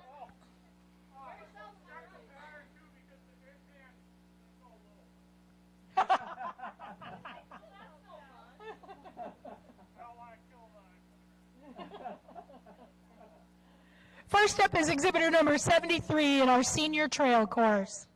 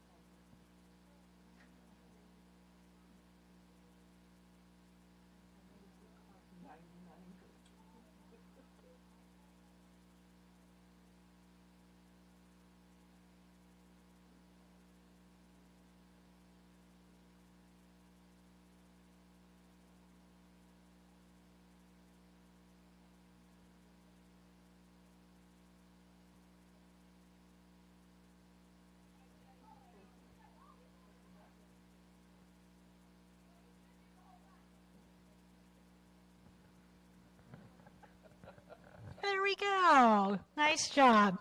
Exhibitor number 73. Our next exhibitor in our senior trail course is exhibitor number 84. And we'll take just 1 second. If our exhibitors here, we're just going to reset one poll quick and then we'll be ready.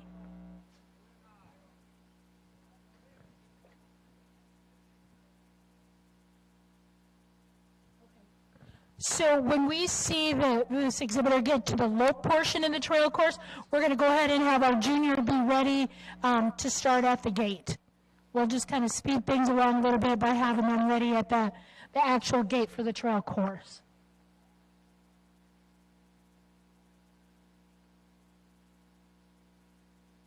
So we've got exhibitor 84, and then we'll move on to the juniors with number 9, number 10, and number 59.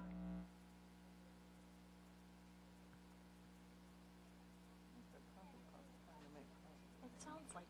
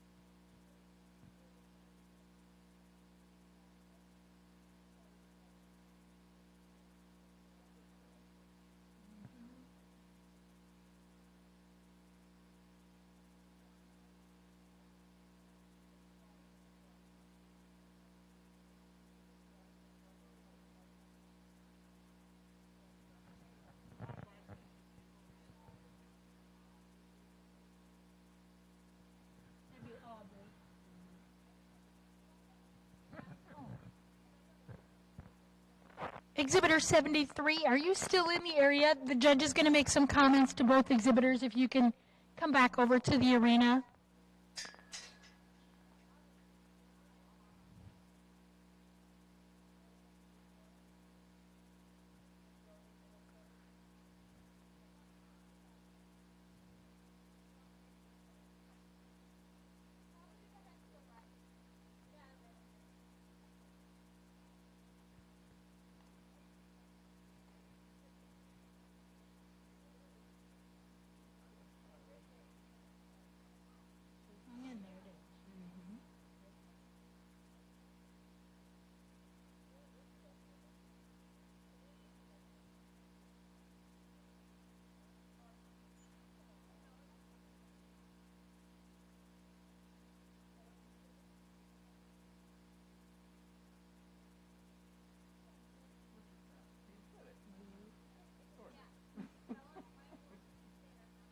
A little forward, backward with it. You got over it.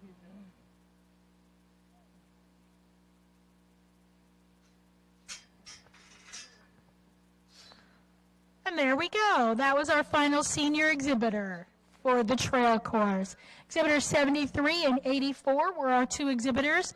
We're just going to bring 73 back in the ring and let our judge visit with both exhibitors about what they did well and maybe some things to work on there. Nicely done. Our junior trail will be next. We're looking for 3 exhibitors, number 9, 10, and 59.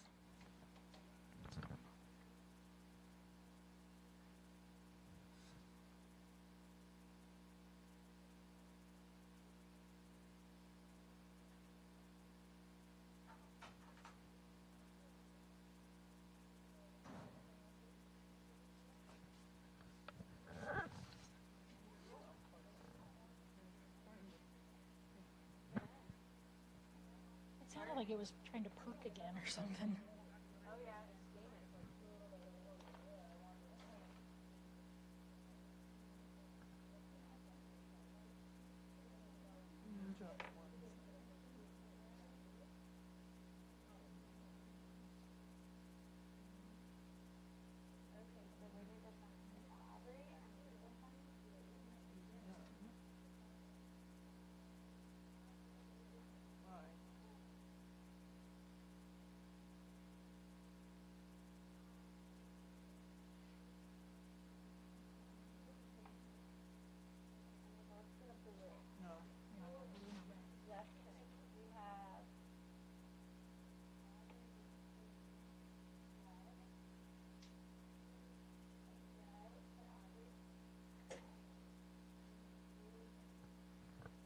Okay, our senior trail course results. First place goes to exhibitor number 84, Kate Scholerman, receiving a blue. Second place goes to exhibitor number 73, Aubrey Knutson, receiving a red. Nice job, ladies. Those patterns are harder to do than you think. They take a lot of precision to get them going straight over the logs and backing straight through logs and side passing. Our junior trail course exhibitors are number 9, 10, and 59.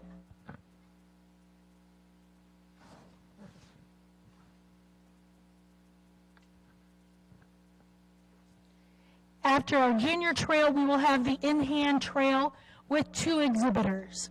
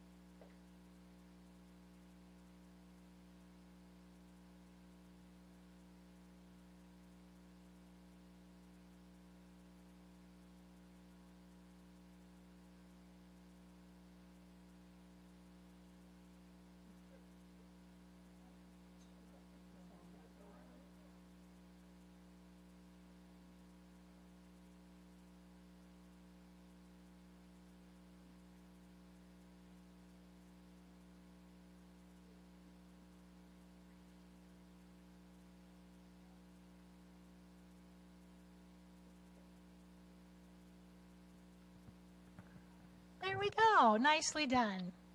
Okay, that was exhibitor number 9. Next up, exhibitor 10, followed by 59.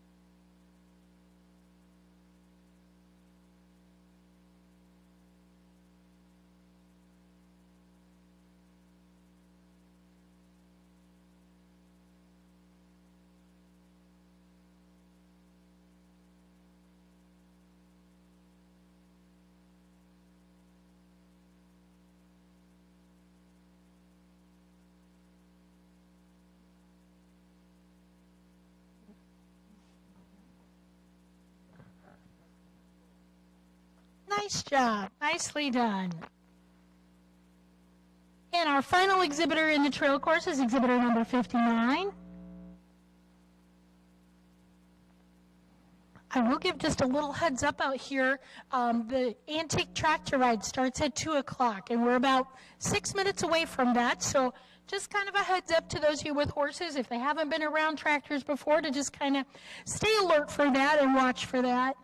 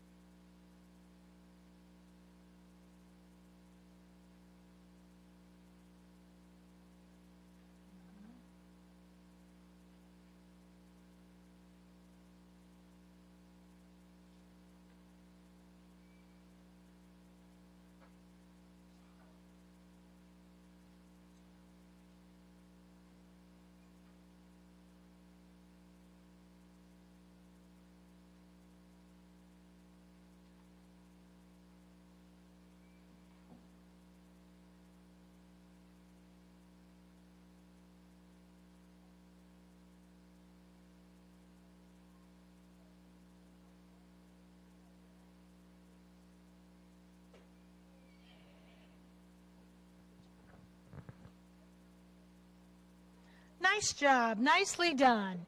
And that concludes our junior trail course. We'll have results here in just a minute. We'll be moving on now to our in-hand trail.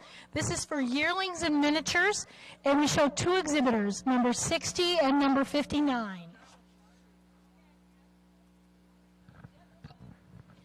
We're going to bring those junior exhibitors back in. If they want to come on in and talk with the judge for just a minute, he'll give them a few pointers on what they did well and maybe some things they can work on.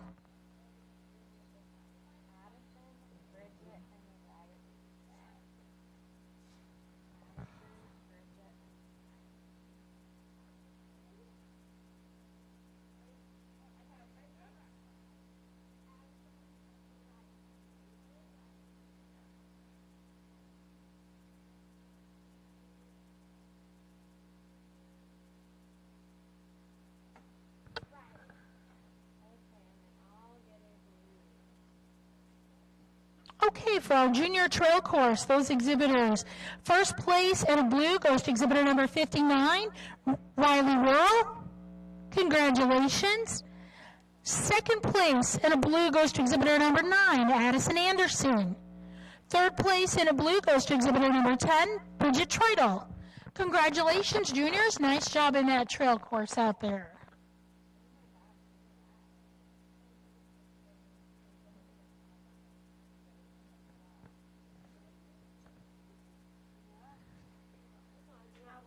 Nicely done.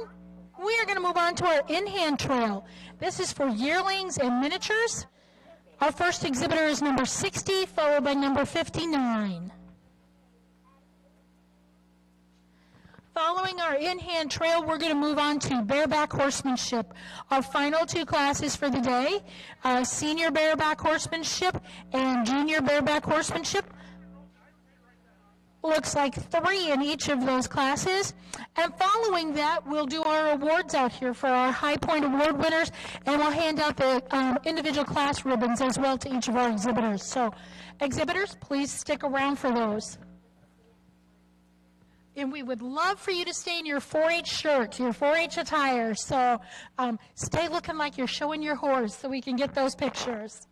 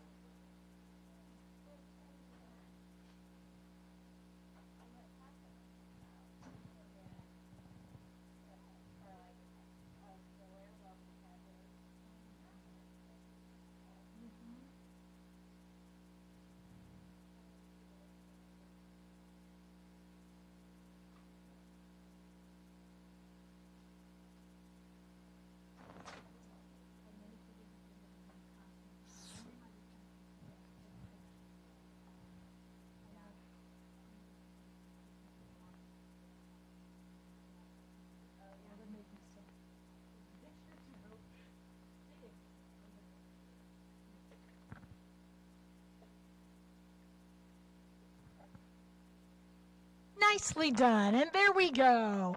This is in-hand trail. This is when we walk with those younger or smaller horses, and we still do that same trail pattern, still the same kind of expectations to open a gate and navigate that serpentine, go over those logs, back through a set of logs, side paths, and do a bridge.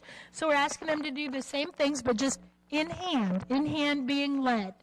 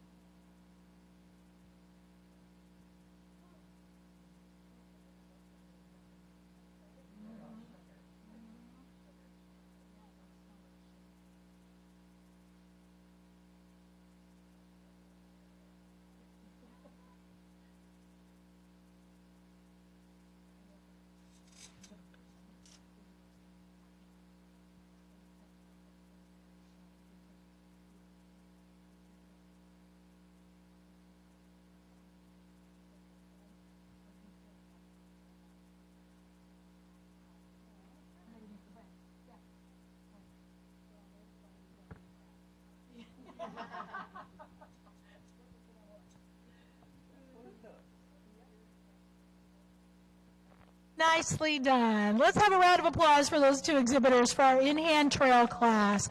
Both showing miniatures today in that, Exhibitor 60 and Exhibitor 59. If you both want to come in the ring, we'll let you have a chance to visit with the judge a little bit about your patterns and give you a little feedback as well as what you did and maybe what you could work on. So come back in with those two and have a little visit with the judge there while we get your results tabulated.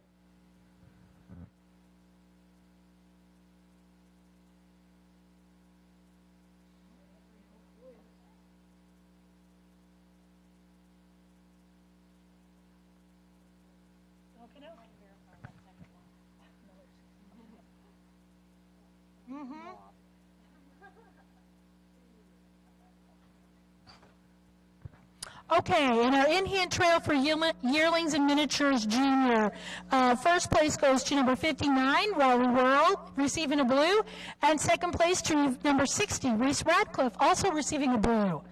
Nicely done. That was fun to watch trail out there today. All of those, the riding and the in-hand. We are now going to switch over to bareback horsemanship, and we're going to split that back again between the seniors and the juniors. So we're going to go back to riding, but those exhibitors have pulled their saddles, and they're going to ride bareback. We show 3 exhibitors in our senior and 3 in our junior.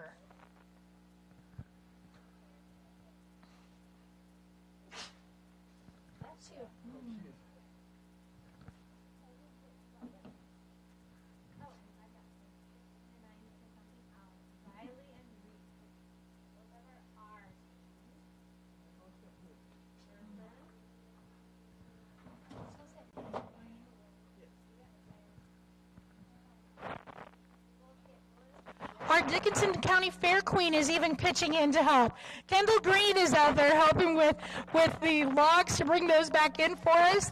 And I know she's going to be here at the end of the show to help hand out awards and recognize those high point winners as well as, Kylan Green. Sorry, got you two girls mixed up. Kylan is our Dickinson County Fair Queen that's out there helping with those logs and helping us get ready for our next class. We appreciate that.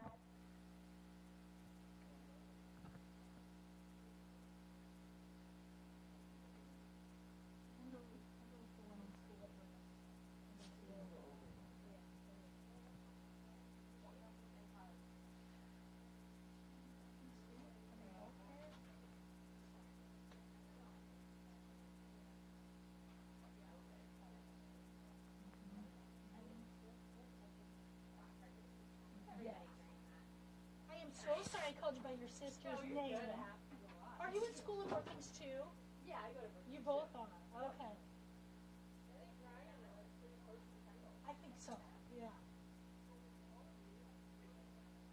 It is hot. You're on the downhill. 2 classes to go.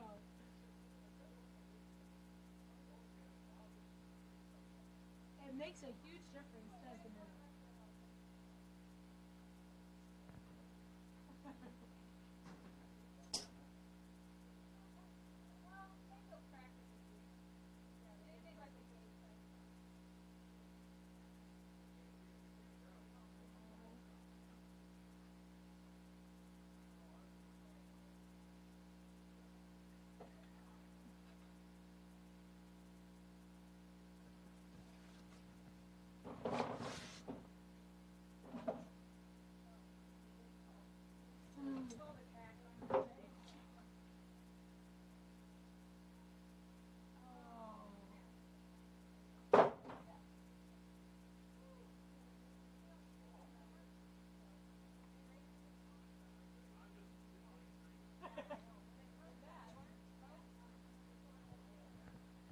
Thank you again to our horse committee, Ann Duvall, Donna Mom, Rachel Schollerman, Karis Knudsen, Amanda Sather, Melvin Wernemont. Our youth committee members are Claire Schollerman and Kelsey Peck. Our judge today is Sam Jens. And Rachel Schollerman's pretty much been our ring steward out there today. Matthew Grisham is here with ExploreOkoboji.com videoing for us today. So thank you to all of those individuals. We are ready for our bareback horsemanship senior, and we're looking for 3 exhibitors. 73, 82, and 84.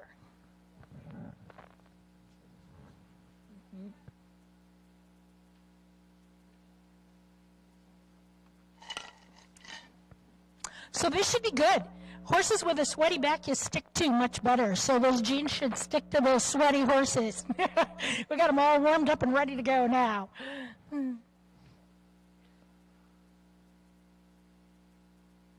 All right, you want to get yourself spread out a little bit on the rail there?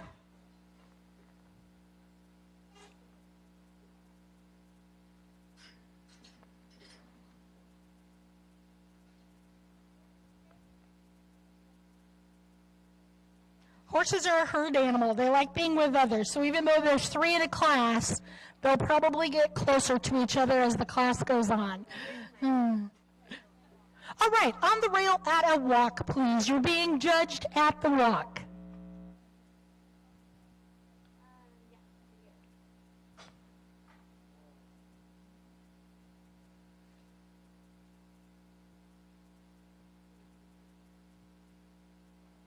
And jog, please. Jog your horses, please.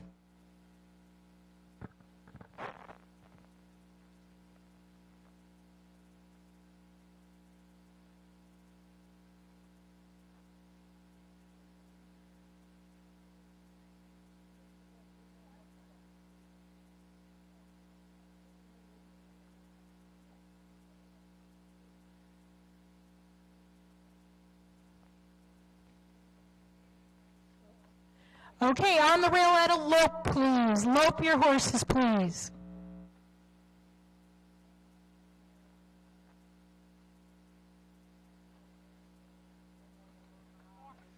Walk, please. Walk. Walk, please.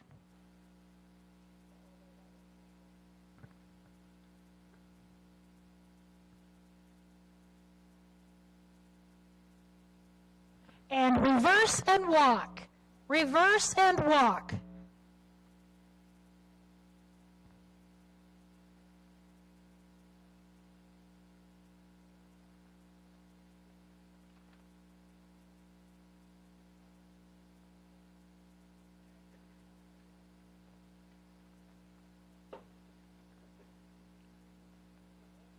All right, lope your horses, please. Lope, please.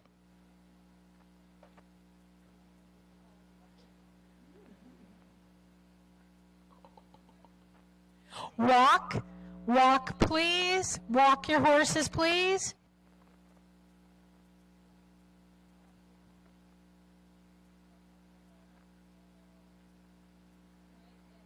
And jog, please. Jog your horses, please.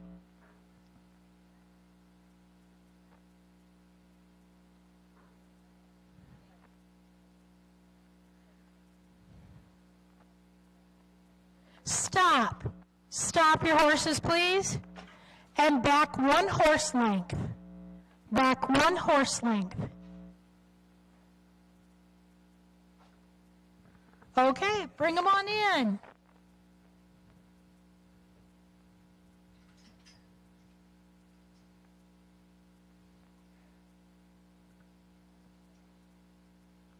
Okay, we're going to let our judge talk to the riders here for just a minute. Let's go ahead and bring our juniors in and let you find a place on the rail. Our junior bareback horsemanship exhibitors, come on in and get your spot on the rail.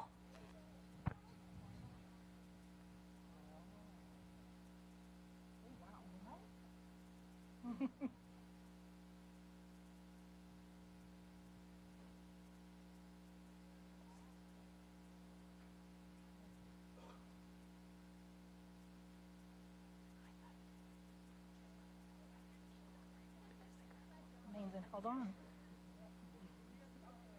All 3.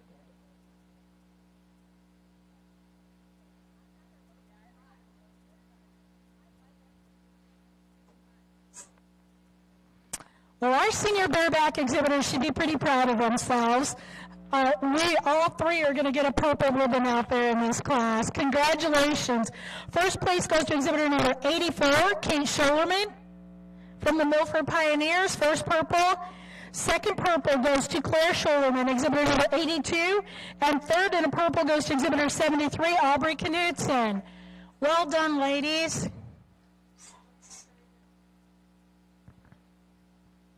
And now we've got our junior exhibitors for the bareback horsemanship on the rail. These are our 4th through 8th grade exhibitors doing bareback on their horses.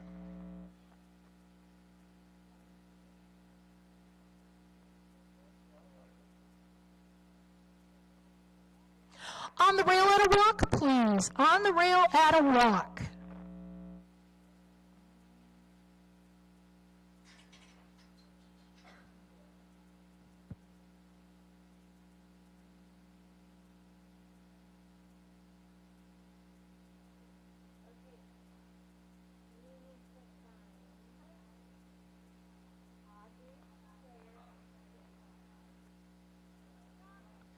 Jog, please. Jog your horses, please.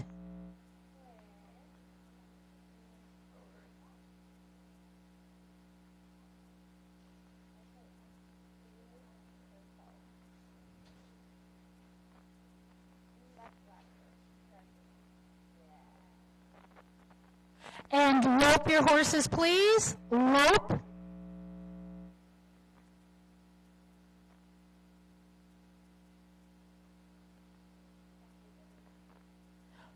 Walk, please. Walk your horses, please.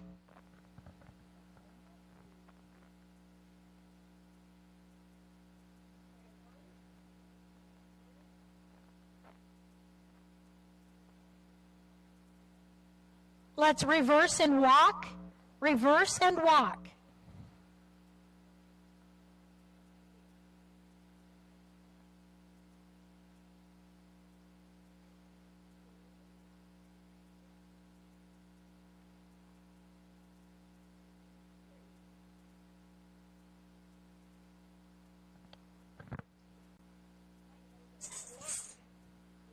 Lope, please. Lope your horses, please.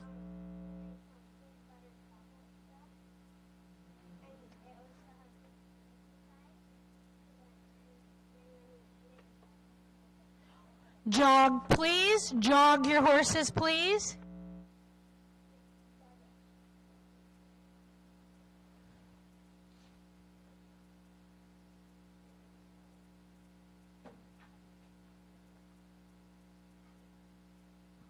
Stop your horses, please. Stop.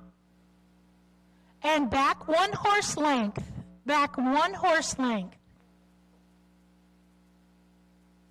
And you can walk in and line up here at the judge. Thank you. What a nice class. What a nice way to end the day with a couple of bareback classes here.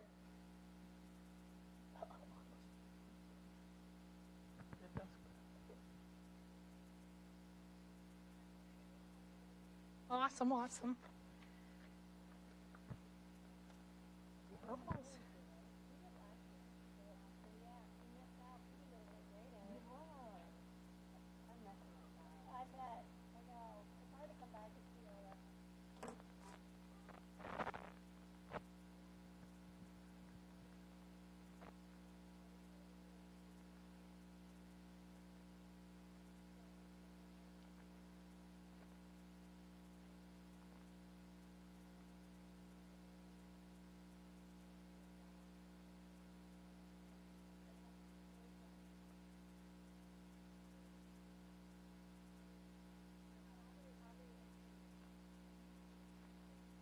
Nice job, juniors. First place in our junior bareback horsemanship is going to go to number 60, Reese Radcliffe, receiving a purple. Second to exhibitor number 9, Addison Anderson, also receiving a purple. And third, exhibitor number 10, Bridget Tritle, also receiving a purple. Nicely done, ladies. Thank you to our judge today, Sam Jones. Let's give him a nice round of applause. What a fun show. What a nice job he did with those